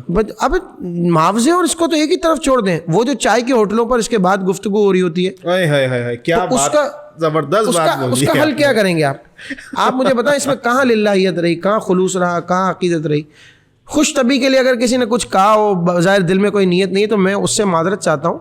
میری بات کا مقصد وہ نہیں ہے. لیکن سوچیں, اپنا محاسبہ کریں کہ کیا میں اور آپ اس درجے پر ہیں, اس نتیجے پر ہیں کہ جو حضور اکرم صلی اللہ علیہ وسلم ہم سے ایکسپیکٹ فرما رہے ہیں. بہت بہت غور طلب بات ہے, ہمیں اپنے آپ کو کھنگالنا چاہیے اس حوالے سے. اب بات کرنے لگا ہوں جیسے فار ایگزامپل اب آج کل یہ چیز آپ نے بھی دیکھی ہے, بلکہ میں الحمدللہ کافی چیزوں کو سنتا ہوں. نعت خوانوں نے ایک نئی چیز کو پکڑ لیا ہے, وہ ہے کہ گانوں کی طرز کے اوپر بھی جو ہے وہ نعتیں پڑھنا شروع کر دی ہیں. جی, تو اس کے اوپر کیا کوئی چیز لاگو نہیں ہوتی کہ یار اچھا مجھے یہ بتائیں کہ کیا یہ بات, میرا مائنڈ یہ کہہ رہا ہے کہ چلو ٹھیک ہے گانے کی طرز کے اوپر کوئی نعت کوئی کلام پڑھ لیا, جو شخص وہ گانا گا رہا ہوگا تو وہ کلام پڑھ کے اس کے ثواب میں کاؤنٹ ہو جائے گا, ایسا ہے یا پھر اپنی طرف سے مت تک بنا لی ہے اس کی؟ نہیں ایسا تو نہیں ہے. دیکھیں, گانے کی طرز پر نعت پڑھنا یہ بہت کامن سا سوال ہے اور بہت مرتبہ ہو چکا ہے. ایک مرتبہ آپ کے پوڈ کاسٹ کی توسل, بلکہ اس کی تو میں چاہوں گا کہ آپ الگ سے کلپ بنائیے گا کہ گانے کی طرز پر نعت پڑھنے کے حوالے سے. دیکھیں ایک بات سمجھیں, گانے کی طرز جو ہوتی ہے نا وہ بھی ایکچوئل میں گانے کی طرز نہیں ہوتی. طرز کہیں نہ کہیں دماغ میں کمپوز ہو رہی ہوتی ہے. کوئی کمپوزر باقاعدہ, یہ ایک شعبہ ہے کمپوزنگ کا, تو کمپوزر اس کو کمپوز کرتے ہیں, ٹیون کمپوز کر کے پھر اس کو آپ میوزک میں لاتے ہیں, میلوڈی میں لاتے ہیں, پھر اس کے بعد اس پہ شاعری لکھی جاتی ہے, لیرکس اس پہ لکھے جاتے ہیں, اور پھر اس کے بعد ایک دھن ترتیب دے کر اس پر اس کے وزن کے اعتبار سے شاعری قائم کی جاتی ہے. یہ بیسیکلی ایک کمپوزیشن کا پروسیس ہے. اب اس میں کچھ چیزیں ایسی ہیں جو 70-80 سال پہلے کمپوز کی ہوئی ہیں, اس کو رینیو کیا جاتا ہے, اس میں جدت ڈالی جاتی ہے, ہماری زبان میں اس کو کہتے ہیں ریمکس کرنا. تو اس سے اس طرح کی بہت سی چیزیں. اب اس میں کچھ چیزیں ایسی ہیں جو نعت کے اندر پہلے سے پڑھی جا چکی ہیں. ہمارے یہاں بہت لوگوں کو بدگمانی فوراً ہو جاتی ہے کہ بھائی یہ نعت کا, یہ گانے کا طرز ہے. ایسا نہیں ہے, ہر طرز گانے کا نہیں ہوتا. گانے کے طرز بھی نعتوں پر ہیں. ابھی آپ کو میں ریسنٹ بتاؤں, 2016 میں ہم نے پڑھا تھا تیرے صدقے میں آقا حسبی ربی جل اللہ. 2018 یا 19 میں ایک فلم میں مجھے کسی شاگرد نے بتایا کہ بھائی یہ والی آپ کا ٹیون کاپی کیا گیا ہے. اب 10 سال بعد کوئی اس کو سنتا ہے, مثال کے طور پہ میرا بچہ ہی سنتا ہے, اور اس کے ذہن میں یہ بات آ سکتی ہے کہ بھائی یہ دیکھو, یہ تو بابا نے پڑھا تھا, یہ تو گانا کا طرز ہے. تو بہت سی ایسی چیزیں ہیں کہ جو گانے کی ایکچوئل نہیں ہے, لوگ سمجھ بیٹھے ہیں کہ وہ گانے کی ہے. یہ بہت ذمہ داری سے میں بات کر رہا ہوں. پھر 7-17 قسم کے راگ ہیں جو گانے والے ہیں وہ اس بات کو سمجھیں گے, بس اسی کے اندر گھومنا ہے. ایک طرز پڑھ رہے ہیں, طرز پڑھتے پڑھتے سلو کریں گے تو نئی طرز بن جائے گی, فاسٹ کریں گے تو الگ طرز بن جائے گی, تھوڑا سا گیپ دے دیں گے تو طرز بن. میں تھوڑا پڑھ کے بتاؤں آپ کو؟ جی کیوں نہیں. جیسے ایک طرز ہے, در پہ بلاؤ مکی مدنی, در پہ بلاؤ مکی مدنی, گانے میں بھی پڑھی گئی ہے یہ طرز. ایسا ہی ہے, ٹھیک ہے. اچھا اسی کو آپ تھوڑا سا فاسٹ کر دیں. 12ویں کا چاند آیا, 12ویں کا چاند, 12ویں کا چاند آیا, 12ویں کا چاند. دونوں ایک ہی طرز ہے, ٹیمپو کا فرق ہے. تو اب ٹیمپو کے فرق کی وجہ سے ایک طرز ہے در نبی پر یہ عمر بیتے او ہم پہ لطف دوام ایسا. اسی طرز کو میں نے لے کر تھوڑا سا فاسٹ کر کے ایک نئی طرز بنا لی. یا رسول اللہ یا رسول اللہ. اچھا یہی طرز اب گانے میں بھی پڑھی گئی. میں نے آپ کو کہا نا کہ اب لوگ یہ سمجھیں گے 10 سال بعد کہ شاید یہ گانے کی طرز ہے. ایسا ہی ہے. تو بہت سی ایسی چیزیں ہیں, کچھ قوالی سے لی گئی ہیں, کچھ گانے سے ہو بہو ایسی نہیں ہے. ہاں یہاں یہ بات میں ضرور کہوں گا, اتنی حد تک تو میں نے جو آپ کو بتائی کہ رعایت نکل سکتی ہے, تو اس میں فوراً بدگمان نہ ہوا کریں. لیکن اگر کوئی شخص ہو بہو گانے کے انترے استائی سر تال کو اونچ نیچ کو ایز اٹ از کاپی کرتا ہے, جہاں دھنن دھنن دھنن دھنن آ رہا ہے وہ بھی کاپی کر رہا ہے. آج کل تو مرحبا مرحبا مرحبا لگاتا ہے, ایسا بھی ہوتا ہے. تو وہ ایز اٹ از جو کاپی کرنا نا, یہ تو صحیح نہیں ہے بھائی, اس کو تو آپ کو صحیح کرنا پڑے گا. میں نے ایسے دیکھا ہے کہ وہ کیا کرتے ہیں, گانا بھیجتے ہیں, اس کا لنک بھیجتے ہیں کہ یار اس کی یہ والے گانے کی طرز کے اوپر نا ایک نعت لکھ دو. جی ایسا بھی ہوتا ہے, یہ تو صحیح نہیں ہے. ایسا بھی دیکھا ہے. اور میں بتا رہا ہوں کہ میں خان صاحب نصرت فتح علی خان صاحب کی کتنی قوالیاں ہیں, اور جنہوں نے ہمارے نعت خواہوں نے بہت سارے لوگوں نے اس کو ریپیٹ کی ہے جی, اور بہت اس سے ماشاء اللہ ان کو عزت بھی لی ہے اس کلاموں سے. بٹ مجھے لگتا ہے کہ جو ان کے جو کلام کی جو سلیکشن ہوتی تھی وہ ٹیون ایک یونیک ٹیون ہوتی تھی, ٹھیک ہے. اور اب قوالی کے اوپر ہی جب بات آتی ہے تو بہت سارے ایسی بھی چیزیں جو بالکل گانوں سے ریلیٹڈ کر دی جاتی ہے کہ یار یہ گانا اٹھا کے اس پہ قوالی پڑھ دی, پھر قوالی کے بعد اٹھائی اس کو نعت خوانی میں, یہ پورا ایک لیئر بنا دی, اس لیئر کے مطابق کام کرے ہوتے ہیں.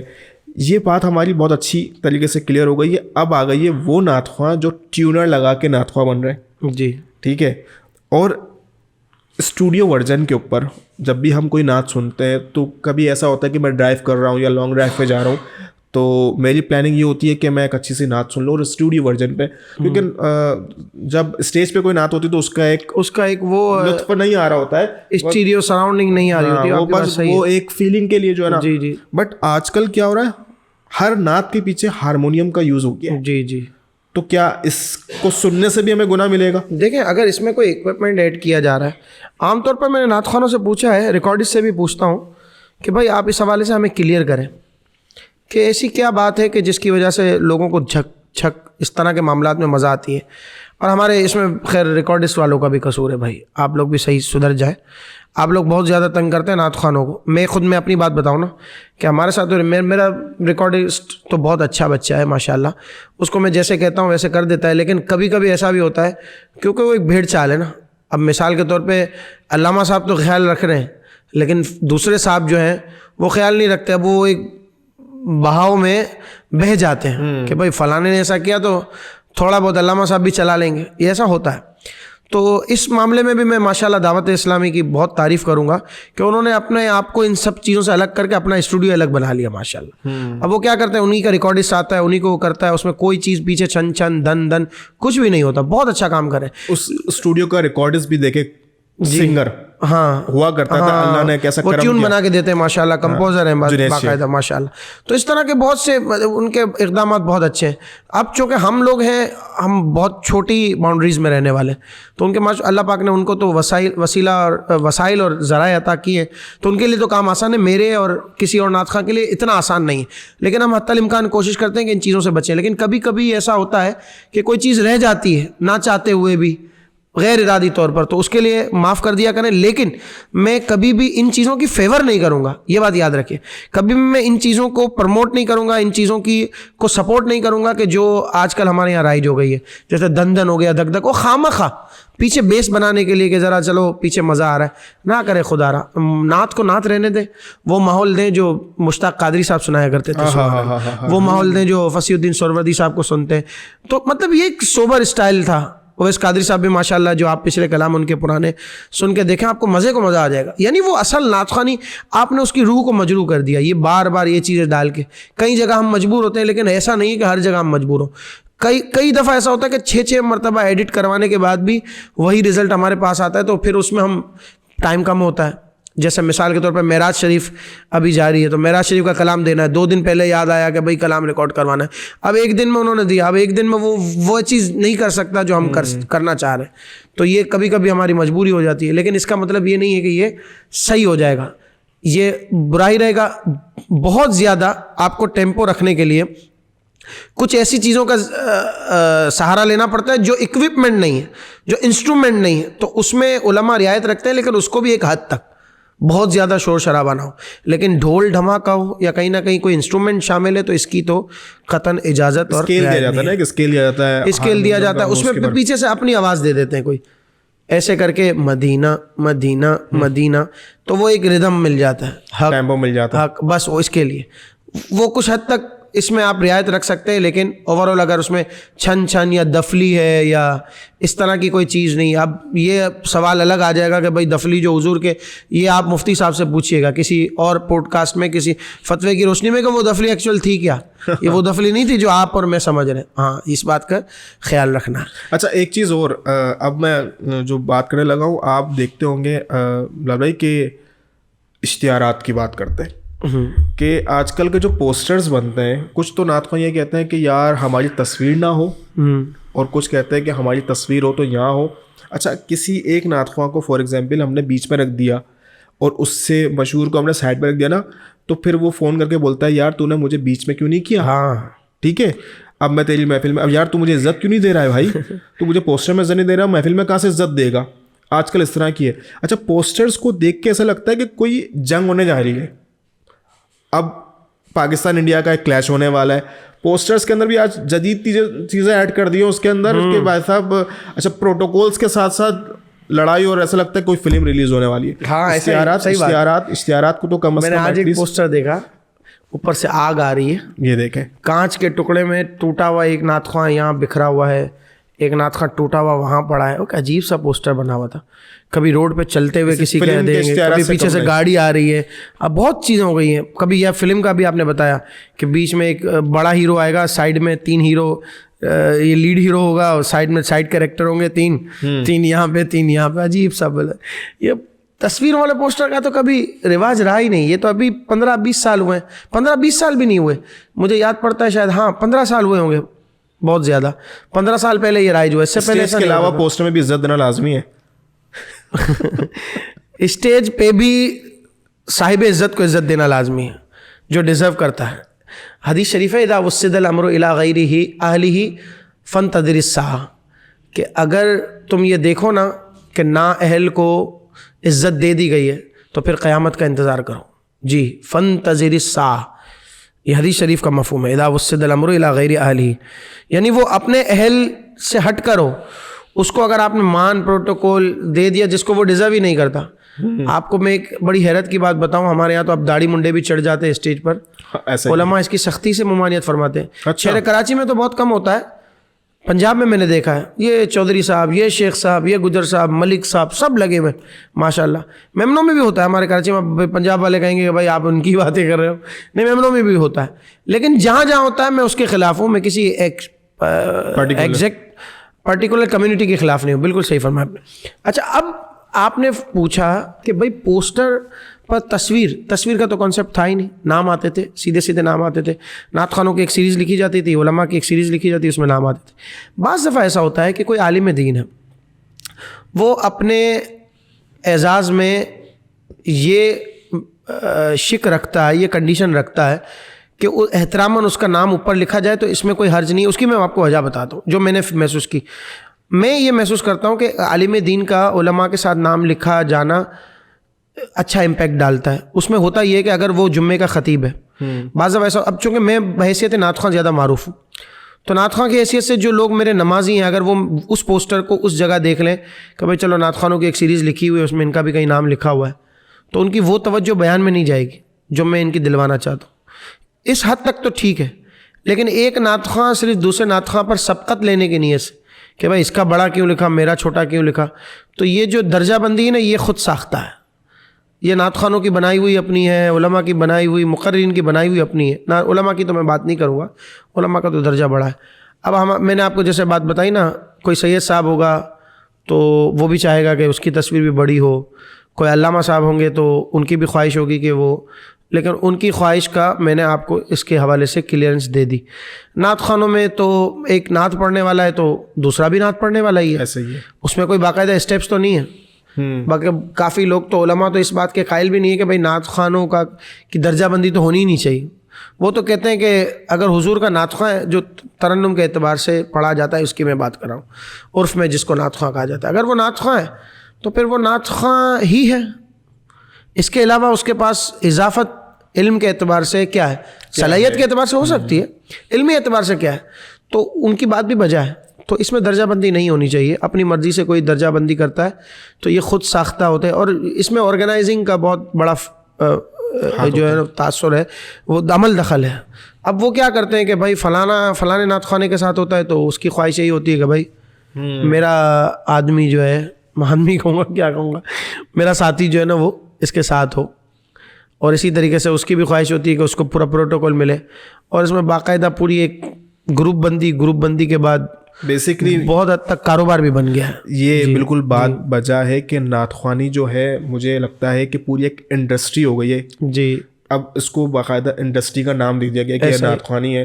اب نعت خواں کے ساتھ ساؤنڈ والا بھی چل رہا ہوتا ہے, تو اسٹیج والا بھی چل رہا ہوتا ہے, ویڈیو والا, اب تو پروڈکشن آ گئی ہے, سب آ گئی ہے. اب تو ایسا کیمرے والا, ڈی ایس ایل آر والا ہوتا ہے. کتنی ابھی یہ جو بات ہے نا, اگر میں کسی نعت خواں کو, یعنی کہ کسی ساؤنڈ والے کو, میں اگر کسی ساؤنڈ والے کو 4 محفلیں دے دوں گا نا, اور تو وہ سمجھ لیں کہ وہ آپ کو 8 محفلیں دے گا, اور وہ 8 محفلوں کے اندر وہ آپ کی پرفارمنس کو اتنی ہائی لائٹ کر دے گا کہ جتنے نعت خواں دوسرے ہوتے ہیں نا, اسٹیٹس بھی بنائے گا, آپ اسٹیٹس بھی بنائے گا. یہ چیز بہت میں نے دیکھی گئی ہے کہ میں بہت اچھا پڑ گیا, بیچارے دوسرا نعت خواں جو ہے نا اچھا نہ پڑ جائے, اس کی والیوم کم کر دیتے ہیں. ہاں ایسا بھی ہوتا ہے, یہ بھی بات صحیح ہے. ٹھیک ہے, اب وہ والیوم کم کر دیا, یار کیوں, کیونکہ یار اس کا نام بہت بڑا ہے تو اس کو اسٹیٹس اس کے مطابق ہی کرنا ہوتا ہے. یعنی کہ آج کل آپ دیکھیں, میں آپ کو حیرت کی بات بتاؤں, ایک محفل ہوئی, اس میں نامور ثنا خاں, بڑے زبردست پاکستان کے نامور ثنا خاں, وہ شخص مجھے کہہ رہا ہے کہ نبیل بھائی میں اپنے ہی گھر کے ایونٹ میں مہمان بن کے گیا ہوں. مجھے کہا گیا کہ مجھے اتنی اماؤنٹ مل جائے گی نا تو میں یہ نعت خواں دے دوں گا, یہ عالمیں دوں گا, یہ ساؤنڈ والا ہوگا, یہ لائیو چلے گا, یہ سارے فوٹوگرافرس ہوں گے, اور یہ بیک گراؤنڈ ہوگا, یہ پورا پیکیج دے دیا انہوں نے کہ بھائی یہ پورا پیکیج کے اندر میں آپ کو آپ کے ہی ایونٹ کے اندر مہمان بن کر آنا ہے, صرف کپڑے پہنے آپ آ جائیں, نعت خوانی سنیں, چلے جائیں. انڈسٹری ایک بن گئی ہے. اس انڈسٹری کے لیے جو ہے نا ہمیں جو چیزیں مجھے لگتا ہے فوکس کرنی ہے وہ فوکس کر کے ہم اپنی پبلک کو بتائیں کہ بھائی آپ اگر ایسا کریں گے نا تو پھر تو ہم تو تیار ہیں, یعنی کہ نعت خواں تیار ہے پھر بھائی کہ آپ ہمیں بس کریں, ہم آپ کو پورا کا پورا ایک پیکیج دے دو, اس پیکیج کے مطابق کام کر رہے ہوتے ہیں. جو پیکیج کے حوالے سے آپ نے جو بات کی نا, میں اس میں ایک دو چیزیں ایڈ کرنا چاہتا ہوں. آپ کو یہ لگتا ہے کہ اس میں نعت خوانوں کا قصور ہو سکتا ہے؟ یقیناً ہے. آرگنائزر کا قصور ہو سکتا ہے؟ یقیناً ہے.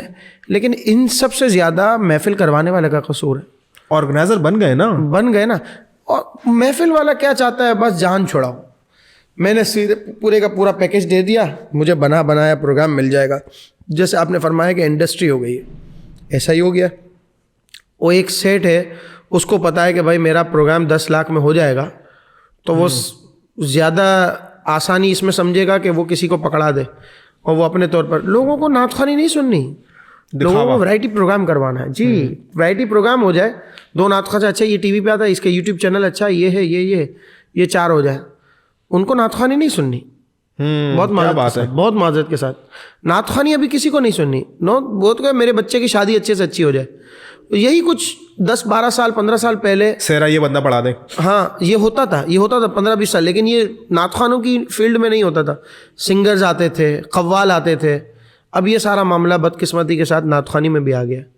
تو اس میں آپ جو محفل کروانے والے ہیں, جن کے گھر پر محفل ہو رہی ہے, ان کو اس پہ اسٹیپ لینا چاہیے. بعض دفعہ ایسا بھی ہوتا ہے کہ اب تو نکاح پڑھانے والے, میں خود چونکہ نکاح پڑھاتا ہوں تو مجھے اندازہ ہے کہ نکاح پڑھانے پہ بھی جھگڑے ہوتے ہیں. پتہ ہے نا بھائی وہ ہدیہ ملے گا, تحفہ ہوگا, تو بعض دفعہ میرے پاس آتے ہیں, ٹائم لکھوایا, ہماری مسجد میں نکاح کروایا, اینڈ ٹائم پر آیا یار وہ دلہن کی خواہش تھی, دلہن والوں کی خواہش تھی کہ وہ ہال میں نکاح ہو, کسی نے کہا کہ فلانی مسجد میں ہمارے گھر کے قریب ہے. تو ایسا بھی ہوتا ہے. کیوں؟ کیونکہ وہ وہاں سے پریشر ہوتا ہے کہ بھائی یار ہمارے قاضی صاحب ہیں, وہ ذرا اچھا پڑھائیں گے, ان کے یہاں یہ بھی رونق ہوگی, فوٹو والا وہ بلوا دیں گے. تو اس طریقے سے باقاعدہ کچھ بارگیننگ پہ, کچھ پیکیجنگ پہ ڈیل فائنل ہوتی ہے. نکاح سے لے کر سمجھے کہ تمام معاملات تک یہ ہوتا ہے. ابھی میں چونکہ ہم لوگ ابھی آپ کے پوڈ کاسٹ کے توسل بتانا چاہ رہا ہوں, ہم الحمدللہ مسجد نائٹ کے نام سے بہت اچھا کام کر رہے ہیں ماشاءاللہ, دیکھا میں نے وہ. تو ہم پوری رات کا پروگرام کرتے ہیں. تو ابھی مجھ سے کافی لوگ رابطے میں. تو آج ہی کی بات ہے, ایک فون مجھے آیا کہ بھائی اگر مسجد نائٹ کے لیے ہم اپنے پلیٹ فارم کو چھوڑ کر دوسری جگہوں پر جاتے ہیں, تو ہمیں تو یہ تھا کہ چلو ہمارے ادارے کی ایک نور اسلامک سرکل کے نام سے ہم نے کام شروع کیا ہے, تو ہم ہمارا ادارے کی پذیرائی ہوگی, اس کو تھوڑا سا انٹرو ملے گا, بوسٹ ملے گا.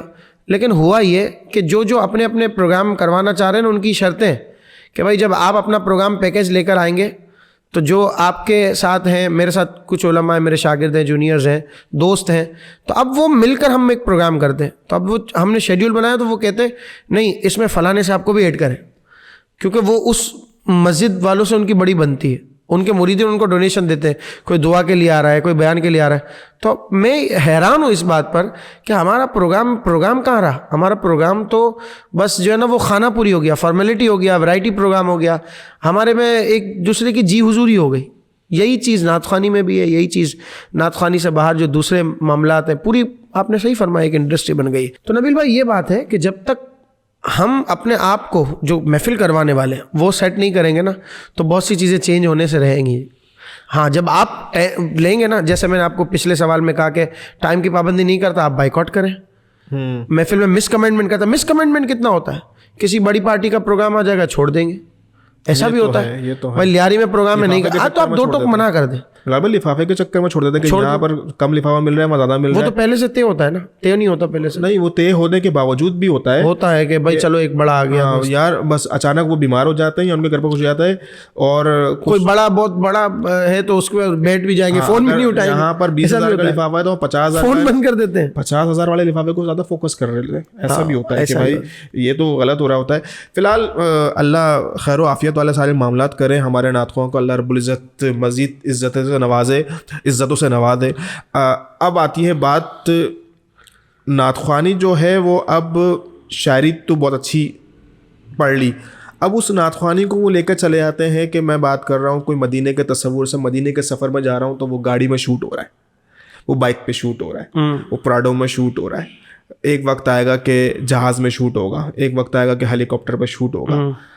تو نعت خوانی جو ایک زمانے میں ہوتی تھی, ہیلی کاپٹر میں بھی شوٹ ہوا, آپ نے دیکھا نہیں؟ ایک نعت دکھاؤں گا پہلے زمانے کے, لال بھائی پہلے زمانے کی جو نعت خوانی ہوتی تھی ماشاءاللہ سے سن کے ہماری آنکھوں سے آنسو جاری ہو جایا کرتے تھے, اور وہ نعت خواں جو بیٹھ کے پڑھتے تھے سکون سے. اب جو پیٹرن چینج ہو رہا ہے کہ بھائی واک کرنی ہے, ماڈلنگ کرنی ہے, اور ماڈلنگ کے مطابق شوٹ کرنا ہے, بیک گراؤنڈ ایسا ہونا چاہیے, بندہ جو ہے وہ میک اپ کر کے یہ سب کچھ کرے. یہ کہاں جا رہی ہے انڈسٹری اب, یہ نعت خوانی کی فیلڈ؟ نبیل بھائی اس میں دو چیزیں ہیں, ایک تو آپ کے سوال کے اگینسٹ ہے اور ایک آپ کے سوال کی فیور میں ہے. دیکھیں جہاں تک اپڈیشن کا تعلق ہے نا, کہ آپ اپنے آپ کو اپڈیٹ کر رہے ہیں, تو اگر اس پوائنٹ آف ویو سے دیکھا جائے تو اس میں کچھ رعایت کے پہلو رکھنے چاہیے. مثال کے طور پر پہلے لوگ دریوں پر بیٹھتے تھے, اب کرسیوں پر بیٹھتے ہیں. پہلے لوگ گلیوں میں محافل کرواتے تھے, اب بینکویٹس اور گھروں کی چھتوں پر ہوتا ہے, یعنی انڈور کر دیا. تو اصل میں اس سے فائدہ یہ ہوتا ہے کہ جب یہ محفل ویڈیو کی صورت میں باہر ممالک تک پہنچتی ہے تو ان پر ایک اچھا تاثر جاتا ہے کہ بڑے سمجھدار لوگ ہیں, ڈسپلنڈ ہیں اور مینرز والے ہیں. دریوں پر بیٹھنے والا اب ایسے ایک ٹانگ اٹھا کے بیٹھا ہے اور یوں بیٹھا ہوا ہے, یہاں خارش کر رہا ہے, یوں سر کھجا رہا ہے. تو اب یہ ایک عجیب سا تاثر جائے گا کہ بھائی حضور کی محفل میں بڑی بوریت کے ساتھ بیٹھا ہے. تو تھوڑا سا اگر اس کو فریم کو اچھا کرنے کے لیے اگر آپ اس طرح کے اقدامات کرتے ہیں تو اس میں رعایت کا پہلو رکھنا چاہیے. اسی طریقے سے اگر آپ حضور کی نعت کو خوبصورت دکھانا چاہتے ہیں, وہ بات آپ کی صحیح ہے کہ ان کا تو کوئی تقابل ہی نہیں, ان کا کوئی مقابلہ ہی نہیں ہے کہ جو اس وقت کی نعتیں ہوا کرتی تھی ڈوب کر. لیکن ایسا نہیں تھا کہ اس وقت نہیں پڑھا, اس وقت بھی پھول پتیاں رکھ کر اسٹیج پر لپ سنگ کی جاتی تھی, ایسا نہیں. تو اب لپ سنگ میں سمجھے کہ تھوڑی سی اپڈیٹنگ ہو گئی, اگر کوئی گاڑی میں اچھی گاڑی دکھا کر, لیکن یہ بھی ہو کہ وہ نزاکت بھی ہو. اب وہ بات کر رہا ہو رو رو کر, حال دل کس کو سنائے آپ کے ہوتے ہوئے, اور جا پراڈو میں رہا تو یہ ذرا میچ نہیں کرتا, یہ بالکل عجیب سا ہو جاتا ہے. مناسبت ہو, وہ کہہ رہا ہے میں مجبور ہوں یا رسول اللہ, میں نے گناہ کر لیا, اور سمندر کے کنارے بیٹھا ہے اور سر پہ ہاتھ رکھا ہے, تو وہ تھوڑا بہت ریلیٹ کر جائے گا. لیکن جہاں وہ اوور کرنے جائے گا, اونٹ پہ بیٹھے گا, تو عجیب سا لگے گا. اب جیسے حضور کے میلاد کی جو نعتیں ہیں اس میں تھوڑی سی ویرائٹی لاتے ہیں لوگ کہ بھائی ہیلی کاپٹر, جیسے میں نے آپ کو ذکر کیا, میں نے دیکھی ایک ویڈیو, مجھے یاد نہیں آ رہا کس کی ہے, ڈھونڈیں گے تو مل جائے گی. ہیلی کاپٹر پہ نعت پڑی ہے, ایک صاحب نے گاڑی میں پڑی ہے, گاڑی میں نے بھی خود گاڑی میں ایک دو ویڈیوز گاڑی میں شاید نہیں کروائی, لیکن اس طرح کی بہت سی ویڈیوز ہیں ہماری موجود. اگر اس میں کوئی ایسا ہے نا کہ جو پازیٹیو تھاٹ جا رہا ہے تو اس پہ عمل کرنے میں کوئی مسئلہ نہیں ہے, چہ جائے کہ وہ شرعی تقاضوں سے ٹکراتا نہ ہو یا اخلاقی تقاضوں سے ٹکراتا نہ ہو. ہاں کوئی ایسا ہی ہے کہ غیر مناسب سا طریقہ اختیار کر رہا ہے جس میں کوئی غیر شرعی بات شامل ہو رہی, تو اس کی تو اسلام اجازت نہیں دیتا. جیسے کہ آج کل خواتین کے ساتھ پڑھا جا رہا ہے, علامان والافیس, خواتین آ رہی ہیں, وہ سمجھ رہی ہیں حجاب کر کے انہوں نے بہت بڑا تیر مار لیا. اب میں نے کل ہی فیس بک جو ہمارے پاس یہ آتا ہے نا سارا, تو وہ ریل پہ کوئی آئے, کوئی خاتون پڑھ رہی تھی, اتنے بے ہدا اور فحش طریقے سے علامان والافیس وہ مولا کائنات کی منقبت پڑھی تھی. آپ نام تو دیکھیں کن کا لیا جا رہا ہے. ہمارے لوگ جو احترام کا دائرہ ختم کر کے جو اس انداز سے ریکارڈنگز کروا رہے ہیں, تو ان کی تو گرفت ہونی چاہیے, ان کو تو لگام دینی چاہیے. ایسے لوگ مجھے تو کوئی فیمیل مل نہیں رہی ہے نعت خواں, میں تو کوشش میں لگا ہوا تھا کہ کسی کو بٹھاؤں کہ یہ آپ لوگوں نے کیا ستیہ ناش کر دیا ہے, نعت خوانی کو کہاں سے کہاں لے کے چلے گئے. نبیل بھائی میرے خیال میں اس سے بھی فائدہ نہیں ہوگا. میوزک کے اوپر آپ کر رہے ہو, تلواریں نکال رہے ہو, تو یہ کر رہے ہو, وہ کر رہے ہو. یار جب تک ان کے گھر والے ان کو نہیں سمجھائیں گے, آپ کو اپنا دیکھیں نا, اعلیٰ حضرت تو کہا ہے کہ اگر عورت اپنی آواز کو بلند کر کے گھر سے باہر جاتے تو بھی اس کو گناہ ملتا ہے. جی آپ تو اپنے جسم کا پورا حصہ نہیں, عورت کی آواز بھی عورت کے معنی یہ ہاں کہ چھپانے کی چیز ہے. جس چیز کو اللہ رب العزت نے پردے میں رکھنے کی بات کی ہے شریعت کو, آپ اسی کو نمائش کرتے ہوئے حضور کا ذکر کر رہے ہو, علی مولا علی کا ذکر کر رہے ہو, اور ذکر ایسا کر رہے ہوتے ہیں کہ مجھے تو دیکھ کر حیرت ہوتی ہے کہ کیا تمہیں کل آپ دل سے بتائیں نبیل بھائی, آپ بیٹھے ہیں, میں کیمرے کی طرف منہ کر کے آپ لوگوں سے پوچھتا ہوں, یہ جو ذکر کیا جا رہا ہے مولا کائنات کا, کیا اس طریقے سے مولا کائنات ہم سے خوش ہوں گے؟ اپنے دل پر ہاتھ رکھ کر بتائیے گا. مجھے نہیں لگتا. خدا کے واسطے یار, صرف یہ سوچیں, لوگوں کو چھوڑ دیں تھوڑی دیر کے لیے, کون کیا کر رہا ہے اسے چھوڑ دیں, مجھے بھی چھوڑ دیں کہ میں اس طرح کی یہاں کر باتیں کر رہا ہوں. آپ اس سے قطع نظر کہ کون کہہ رہا ہے, آپ اپنے دل پر ہاتھ رکھ کر پوچھیں, اپنے آپ سے سوال کریں کہ اس انداز سے جو مولا کائنات کا ہم نے ذکر کیا ہے, کیا مولا کائنات اس کو قبول کریں گے؟ ہرگز قبول نہیں کریں گے بھائی. تو بس اس مولا کائنات کی تو آپ بہت دور کی بات کر رہے ہیں, ان سے محبت کرنے والے لوگوں کو پسند نہیں آتی چیزیں, تو یہ تو پتہ نہیں کیا کر رہے ہیں فی الحال. ایک یہ بات ہے نا کہ ہم ان کی شان میں بیان کر رہے ہیں, کسی کے ذہن میں یہ بات ہے کہ بھائی تو ہم تو ان کو خوش کر رہے ہیں لوگ دنیا, تو میں انہی سے سوال کرنا چاہ رہا ہوں, کیا آپ کو ایکسیپٹ کیا جائے گا اس علی علی علی علی علی علی ناچ رہے, یہ ایکسیپٹ کیا جائے گا؟ جھومر لگایا ہوا ہے ایک بچی نے, پڑھ رہی ہے, وہ کالا لباس پہن کے آئی ہے, وہ ہوا کی باہیں کھول کے پڑھ رہی ہے, عورت کی آواز عورت ہے. میں عام طور پر دیکھتا نہیں ہوں, نظر پڑ گئی, تو جب نظر پڑی تو مجھے اندازہ ہوا کہ یار اس طرح کے لوگ بھی ہیں. مجھے کوئی دکھا تھا, میں تو آواز بھی نہیں سنتا ہوں, میں کہ بھائی مجھے نہ دکھایا کریں یہ ساری چیزیں.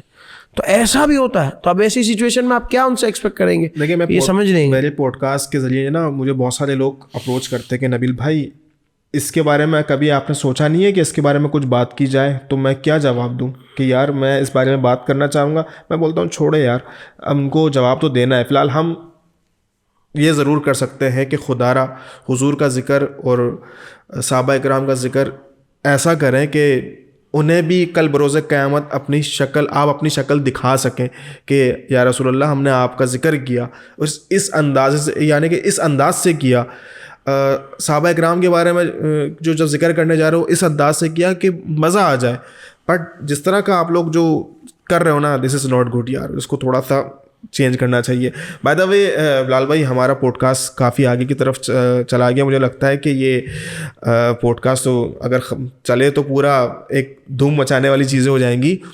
ایک بڑی یونیک چیز میں پوچھنے لگا ہوں, ایک آپ نے ایک لائیو ٹرانسمیشن کے اندر, یہ میں شروعات میں مجھے پوچھنا چاہیے تھا, یہ جو کلام آپ کو ماشاء اللہ حسبی ربی جل اللہ, آپ نے جو ماشاء اللہ بڑا اللہ رب العزت نے اس کلام کے ذریعے بھی بہت عزتوں سے آپ کو نوازا ہے, اور میرے خیال سے 1.25 کروڑ سے زیادہ لوگوں نے اس لوگوں کو سنا ہے. اور یہ وہ کلام ہے نہ کہ اہل سنت بلکہ ہر فرقے میں اس کو سنا جاتا ہے, پڑھا جاتا ہے, اور ریپیٹ کیا گیا ہے. ریپیٹلی اس کو جو ہے نا اس کلام کو ریپیٹ کیا گیا ہے, اور بہت سارے لوگ تو اس کو لوپ میں لگا کے سن رہے ہوتے ہیں.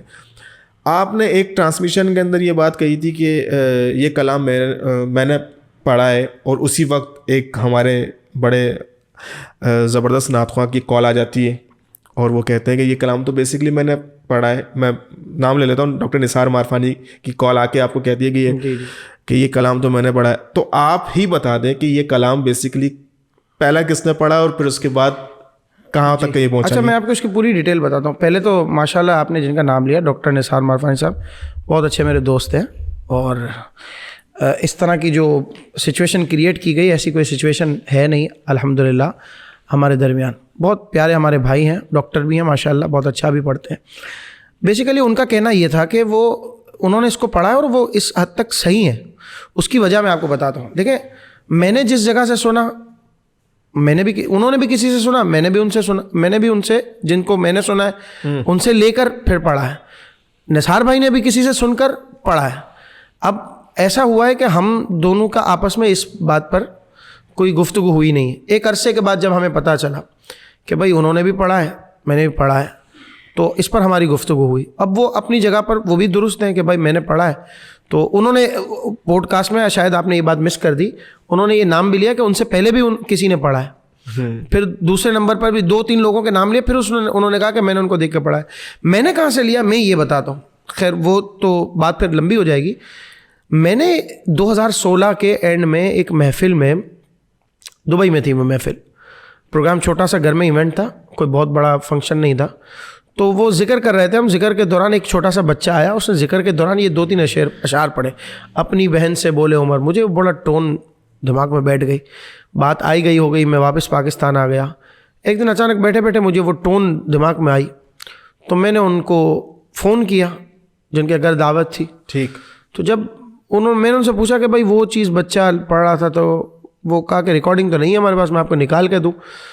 تو وہ انہوں نے لیرکس تو مجھے بھیج دیے. اب مجھے طرز ذہن میں نہیں آیا. آپ کو حیرت کی بات ہوگی کہ میں نے جب شروع کے دنوں میں اس کو پڑھا نا تو مجھے میری طرز پر گرپ ہی نہیں تھی 2016 کے اینڈ تک. اس کو تو میں نے ریکارڈ تو 2017 کے جولائی میں کروایا ہے. اچھا جی 7-8 مہینے کے بعد 2016 کے اینڈ میں جب میں پڑھنے لگا نا تو مجھے یاد ہے ابھی بھی میں نے اس ٹون میں پڑھا تھا. تیرے صدقے میں آقا سا, وہ یا رسول اللہ میں ان دنوں پڑھتا تھا, وہ تو اسی پہ ٹون آ جاتی تھی بار بار. سارے جہاں کو دین ملا بے دینو, بار بار وہاں میچ ہو جاتی تھی. وہ کرتے کرتے کرتے کرتے اچانک پھر میں نے جب محفلوں میں پڑھنا شروع کی تو اب ظاہر سی بات ہے بہت سے اور لوگوں سے بھی محفل کے دوران, کیونکہ وہ جس بچے نے پڑھی ہے تو ایسا نہیں ہے کہ وہ اس نے وہیں پڑھی ہے, بہت سی جگہوں پر. پھر انڈیا کے ایک شاعر ہیں شجر مکن پوری, جنہوں نے اس کے اشعار لکھے ہیں, شروع کے 3-4 اشعار انہوں نے لکھے ہیں. انڈیا کا کلام ہے یہ. جی, تو انڈیا میں پڑھا جاتا ہے, تو ان کی ریکارڈنگ میرے سامنے آئی ان بٹوین. تو جب میں پھر طرز پر گرپ آئی, پھر میں نے پڑھا. اچھا مجھے اس وقت بھی یہ نہیں پتا تھا کہ یہ انہوں نے لکھا ہے, مجھے یہ لگا کہ صرف انہوں نے پڑھا ہے. اب ہوا یہ کہ میں نے ان سے 2 شعر سنے تھے, 2-3 شعر میں نے سنے تھے, 2 شعر میں نے اپنی طرف سے بڑھا دیے. میرے نبی کے غلاموں کا یہ میرا لکھا ہوا شعر ہے. اچھا ہاں, میرے مولا میرے خدا یہ میرا لکھا ہوا شعر ہے. تو اب یہ کوئی کیا ہوا کہ 5-6 شعر کا ایک پورا کلام تیار ہو گیا, اس کو ہم نے ریکارڈ کروا دیا. اس کے بعد اللہ نے اتنا کرم کیا کہ ود ان اے منتھ یہ 1 ملین تک پہنچ گیا. یہ دیکھ رہا تھا کہ جی ود ان اے منتھ 1 سال کے بعد میری نثار سے بات ہوئی ہے, نثار معرفانی سے, کہ بھائی وہ جنہوں نے کلام لکھا ہے نا وہ ناراض ہیں. انہوں نے کہا کہ علامہ بلال صاحب نے جو ہے نا میرا ذکر نہیں کیا کہیں. تو میں نے کہا یار میری نالج میں واقعی ایسی بات نہیں ہے کہ انہوں نے لکھا ہوا ہے, اور اگر ایسا ہے تو آپ مجھے ان کا نمبر دیجئے, میں ان سے معذرت کرتا ہوں. پھر میری ان سے بات بھی ہوئی, شجر مکن پوری صاحب سے میری بات ہوئی, تو انہوں نے کہا کہ آپ کسی پوڈ کاسٹ میں ذکر کر دیجیے گا. تو ان دنوں لاک ڈاؤن کا تھا 2020, یہ 3 سال کی بات 2017 میں پڑھا تھا, 2020 میں میری ان سے بات ہوئی تھی. یعنی 3 سال کے بعد یہ عقدہ کھلا تھا جب 15-20 ملین لوگوں نے اس کو دیکھ لیا تھا کلام کو. اب جب میری ان سے بات ہوئی نا تو انہی دنوں میں نے عبدالحبیب اتاری صاحب کے ساتھ ایک پوڈ کاسٹ کرنی تھی. وہ نیا ایک سلسلہ شروع ہوا تھا اسٹریم یارڈ کا. تو ہم بیٹھے تھے, تو اسی میں عبدالحبیب صاحب نے مجھ سے سوال کیا کہ یار یہ جو آپ نے کلام پڑھا ہے اتنے ملین ویوز ہو گئے, اس کی کیا بات. 80 ملین ویوز ہو چکے تھے 2020 میں. جی 2020 میں 80 ملین کے ویوز ہو چکے تھے. میں بھول رہا ہوں, سوری, پہلے میں نے 15 ملین کہا, اب مجھے ایگزیکٹ یاد نہیں ہے. ابھی اس وقت کرنٹلی 138 ملین ویوز ہیں. 2025 جنوری 138 ملین ویوز ہیں, اور یہ بہت بڑا اچیومنٹ ہے. کوئی اور نعت کو اتنا جو ہے نا وہ پذیرائی نہیں ملی ویوز کے اعتبار سے, تو یہ بہت بڑی بات ہے. تو لوگ سن رہے ہیں, اس کا مطلب یہ ہوا 50,000 کی تعداد میں روزانہ کی بنیاد پر لوگ سن رہے ہیں. آیت عارف نے بھی ریپیٹ کیا, بہت سے لوگوں نے پڑھا, بہت سے لوگوں نے اپنے تو اپنے غیروں نے بھی پڑھا ماشاءاللہ. میں یہی بول رہا ہوں, ارے چندے جمع کیے ہیں انہوں نے مجھے ویڈیوز. اگر میں ان کی ویڈیوز جمع کروں نا, یہ پوری ویڈیوز کا ایک, اگر میرے پاس 2017 سے لے کر اس وقت 2025 تک جو مختلف ویڈیوز ملی, ایک چھوٹا بچہ پڑھ رہا ہے, اس پہ پورا ایک کلپ بن سکتا ہے. ایک چھوٹا بچہ پڑھ رہا ہے ہاسپٹل میں, نیم بے ہوشی میں, بس اس کی زبان ہل رہی ہے, وہ پڑھ رہا ہے حسبی ربی جل. میری آنکھوں میں پانی آ گیا. ایک خاتون کے متعلق مجھے یہ بات پتہ ہے, ہمارے ایک دوست کی وائف تھی, ان کا انتقال ہو گیا. اس دوست نے مجھے میسج کیا کہ آپ کی بھابھی جو ہے نا آخری دنوں تک یہ تیرے صدقے میں آ کر روزانہ سنتی تھی بیڈ پر. کیا بات ہے ماشاءاللہ. بہت سے کمال آتے. چھوٹے چھوٹے بچے, بولنا نہیں آتا, جم کے سن رہے ہوتے ہیں. کلمے کی بدولت ہے, اس میں کلمہ بھی ہے نا, لا الہ الا اللہ. تو بہرحال تعریفوں کے اگر اس کے حوالے سے لکھنے جائیں یا بولنے جائیں تو ایک ٹھیک ٹھاک وقت درکار ہوگا. ہم تو صرف اس پر بات کر رہے ہیں کہ یہ آیا کہاں سے اور اس کو کیسے ہم نے اس کو پڑھا. تو وہ جو شجر مکن پوری صاحب کو میں نے حبیب اتاری صاحب کے سوال کا جواب کا کلپ بھیج دیا, اس پر وہ مطمئن ہو گئے کہ بھائی چلو میرا نام انہوں نے لے لیا. اس وقت تک اویس قادری صاحب والی پوڈ کاسٹ ہو چکی تھی, یہ میری معلومات میں نہیں تھا. اچھا پھر ایک اور بات ہوئی, یہ بات شاید بہت کم لوگوں کو پتا ہو کہ میری اس کلام پر, میں کسی کا نام نہیں لینا چاہ رہا, اس کلام پر اسٹرائک بھی آئی, اور یہ چینل 3 یا 4 مہینے تک میرے پیج سے ریموو ہو گیا, میرے چینل سے. یہ کلام جو ہے میرے چینل سے ریموو ہو گیا.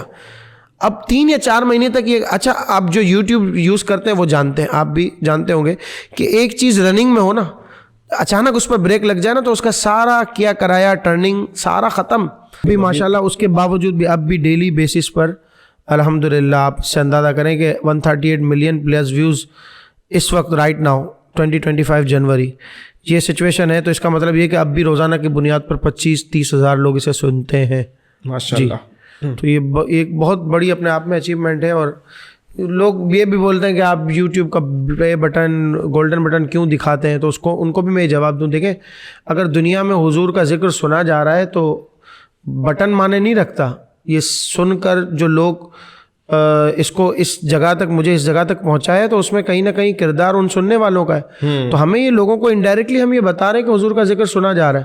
صرف نعتیں ہی تھوڑی, بیانات بھی ہیں, بیانات کو بھی ماشاءاللہ اتنے لوگ سنتے ہیں, تو دین کا کام ہو رہا ہے. تو اس سے آپ مطمئن رہا کریں. کوئی ریلیجیس طبقہ اگر آپ کو اس طریقے کی اچیومنٹ دکھاتا ہے نا, تو اس کے پس پردہ کوئی اچھا پوائنٹ ہی ہوگا.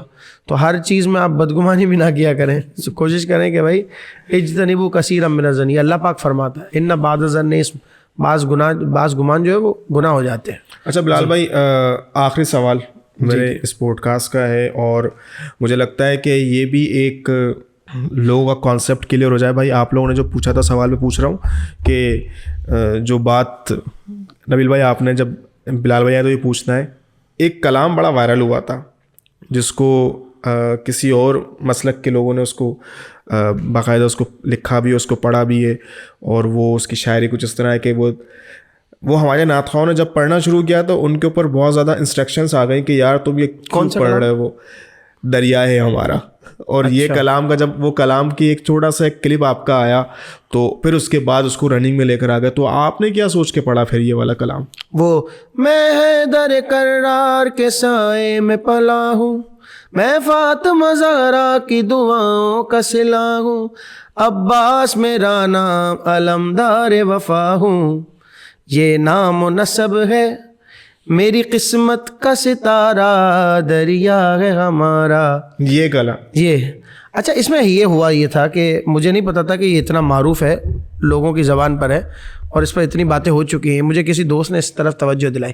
اچھا بیسیکلی دیکھیں, جو میں نے اس سے پہلے بات کی نا, گانے کی طرز پر نعت پڑھنا, اسی زمرے میں آپ اس کو لے سکتے ہیں. ایک چیز ہے کہ وہ معروف ہے اس طریقے سے, بظاہر تو اس کلام میں کوئی ایسی چیز مجھے نظر نہیں آئی طرز کے اعتبار سے بھی اور شاعری کے اعتبار سے بھی, لیکن جب مجھ تک یہ بات پہنچی کہ بھائی کسی اور طریقے سے اس کلام کو پڑھا گیا ہے, اور ہمارے محبت والے لوگوں نے اس کو نہیں لکھا بلکہ اور لوگ ہیں جن کا تعلق اکثر ایسا ہے کہ وہ صحابہ سے عقیدت نہیں رکھتے, تو ایسی سچویشن میں مجھ پر, میں نے کہا نا, میں بحیثیت طالب علم, بحیثیت عالم دین آپ کے پوڈ کاسٹ میں آیا ہوں, تو ہر اس چیز پر میری نظر رکھنا یہ ضروری ہے کہ جس میں کہیں کسی بھی طریقے سے شائبے کا اندیشہ ہو, تو کہیں شبے کا بھی ازالہ ہو تو اس چیز کو چھوڑ دینا چاہیے. ہم عزیمت والے ہیں, ہم امام ابو حنیفہ کے فالوور ہیں. کہیں ایسی بات ہو نا کہ جہاں عزیمت کا معاملہ ہو, عزیمت اور رخصت یہ دونوں الگ الگ چیزیں ہیں. عزیمت میں یہ ہوتا ہے کہ شک والی چیزوں سے بھی اپنے آپ کو بچا دے. یہ بالکل آسان کر کے میں اس کی تعریف آپ کو بتاتا ہوں. کہ یہ ایکسیپٹ کر رہے ہیں کہ یہ غلط ہوا. ہاں نہیں, غلط میں دیکھیں دو چیزیں ہیں نا, اب میں نے آپ کو بتایا نا, اخلاقی اعتبار سے غلط ہونا الگ ہے, شرعی اعتبار سے غلط ہونا الگ ہے. تو اگر وہ لوگ کہ جو اس کو صحیح نہیں سمجھتے, تو ان کی رعایت کے لیے ہم نے وہ چیز چھوڑ دی. اس میں تھوڑا سا اس بات کو سمجھیں کہ ایک چیز جائز ہے. مثال کے طور پر بعض کے نزدیک چین والی گھڑی پہننا صحیح ہے, بعض علماء کے نزدیک چین والی گھڑی پہننا جائز نہیں ہے. جی ہاں, یہ آپ پر میں 90s کے ہیں, پہلے جو 80s میں علماء جن باتوں پر توجہ کیا کرتے تھے ان میں فوٹو مووی بھی نہیں ہوتا تھا. جی اگر اس کو دیکھا جائے گا تو یہ فوٹو مووی بھی عظیمت کے دائرے میں آ جائے گا, لیکن چونکہ اب اتنا عام ہو گیا ہے ٹیکنیکلی اور دینی اعتبار سے بہت کام دے رہا ہے ہمیں, تو اس میں کچھ علماء نے اس حوالے سے تھوڑا سا نرم رویہ رکھا ہوا ہے. ادروائز اگر دیکھا جائے تو اس میں اس بات کا بھی پہلو نکلے گا. میں بات کر رہا ہوں چین والی گھڑی کی بطور مثال کے طور پر چین والی گھڑی پہنی ہے. اب جن کے نزدیک ناجائز ہے وہ تو اس کو سرے سے تسلیم نہیں کریں گے, اور جن کے نزدیک صحیح ہے وہ کیا کہیں گے کہ پہن لیا کوئی مسئلہ نہیں. اب عزیمت کی رائے یہ ہوتی ہے کہ دونوں کو راضی کیا جائے. مثال کے طور پر اگر آپ نہیں پہنتے تو کسی کو اعتراض نہیں ہے نا. جنہوں نے یہ کہا ہے کہ یہ صحیح ہے انہوں نے یہ تھوڑی کہا کہ کرنی ہے. تو ایسی صورت میں کہ جب یہ پہلو نکلتا ہو کہ ایک کہے کرنے میں کوئی حرج نہیں, ایک کہے کہ نہیں کرنا چاہیے, تو ایسی صورت میں نہ کرنے والا اسٹیپ لینا چاہیے. اچھا, اس سے فائدہ یہ ہوگا کہ ہم دونوں صورتوں سے بچ جائیں گے. بھائی جنہوں نے اس کو ہاں کہا ہے انہوں نے یہ تو نہیں کہا کرنا ہی کرنا ہے, انہوں نے اس کو اس حد تک جائز کہا ہے کہ بس کر سکتے ہیں, نہ کریں تو دونوں خوش ہیں. تو ہر مرتبہ عزیمت کا پہلو اختیار کرتے ہوئے ہر اس چیز کو اپنایا جائے کہ جس میں زیادہ تعداد میں آپ مسلمانوں کو خوش کر سکیں. تو اسی طریقے سے اگرچہ اس میں کلام ہے کہ یہ صحیح ہے یا نہیں ہے, غلط ہے, اگر ان کی طرف منسوب ہے, بہت چیزیں ان کی طرف نکلتی ہیں, بہت زیادہ معروف ہے, تو اس کو پڑھنے سے اجتناب کرنا چاہیے, بچنا چاہیے. ٹھیک, بس that's it. چلیں بلال بھائی بہت بہت شکریہ. کوئی میسج دینا چاہیں گے ہمارے ویورز کو؟ نبیل بھائی ماشاءاللہ ایک عرصے سے مجھ سے رابطے میں اس حوالے سے کہ آج ان کی پوڈ کاسٹ میں آنے کا مجھے دیر سے صحیح لیکن درست موقع ملا, اور انہوں نے بہت سے ایسی چیزوں کو ڈسکلوز کیا کہ جس پر عام طور پر لوگوں کو تشویش رہتی ہے. تو ایسی اور بھی بہت سی چیزیں ان کے پوڈ کاسٹ سے آپ کو ملتی رہیں گی. ماشاءاللہ خود بھی محبت کرنے والے ہیں, خود نعت خواں بھی ہیں, اور نعت خوانی سے عقیدت رکھنے والے ہیں, علماء سے محبت کرنے والے ہیں, اور اسی جذبے کے تحت ایک بہت بڑا ٹائم آج ہم نے ان کے ساتھ گزارا ہے. بہت سارے لوگوں کے کانسیپٹ کلیئر کر دیے. ناظرین امید ہے کہ اس پوڈ کاسٹ میں بڑا مزہ آیا ہوگا, اور مجھے لگتا ہے کہ یار کمال کی چیزیں ہو گئی ہیں اس کے اندر. اور جو چیزیں ہم سوچتے ہیں, اور بالخصوص میں اپنے ویور سے یہی بات کہنا چاہوں گا کہ اس پوڈ کاسٹ کو تھوڑا سیریس لینا, کیونکہ آپ لوگ ہی اسپیس جب دو گے نا اس طرح کے چیزوں کے اندر, تو آپ خود سمجھ سکتے ہیں کہ آپ اپنے ہی ایونٹ کے اندر خود دولہے بن کے جا رہے ہو. امید ہے کہ آپ لوگوں کو یہ بڑا پوڈ کاسٹ پسند آیا ہوگا, اور نیکسٹ انشاءاللہ ایک پوڈ کاسٹ میں ایک نئے کانٹینٹ کے ساتھ ہم ملاقات کریں گے. جب تک کہ اپنی دعاؤں میں یاد رکھیے گا. السلام علیکم ورحمۃ اللہ. پاکستان زندہ باد.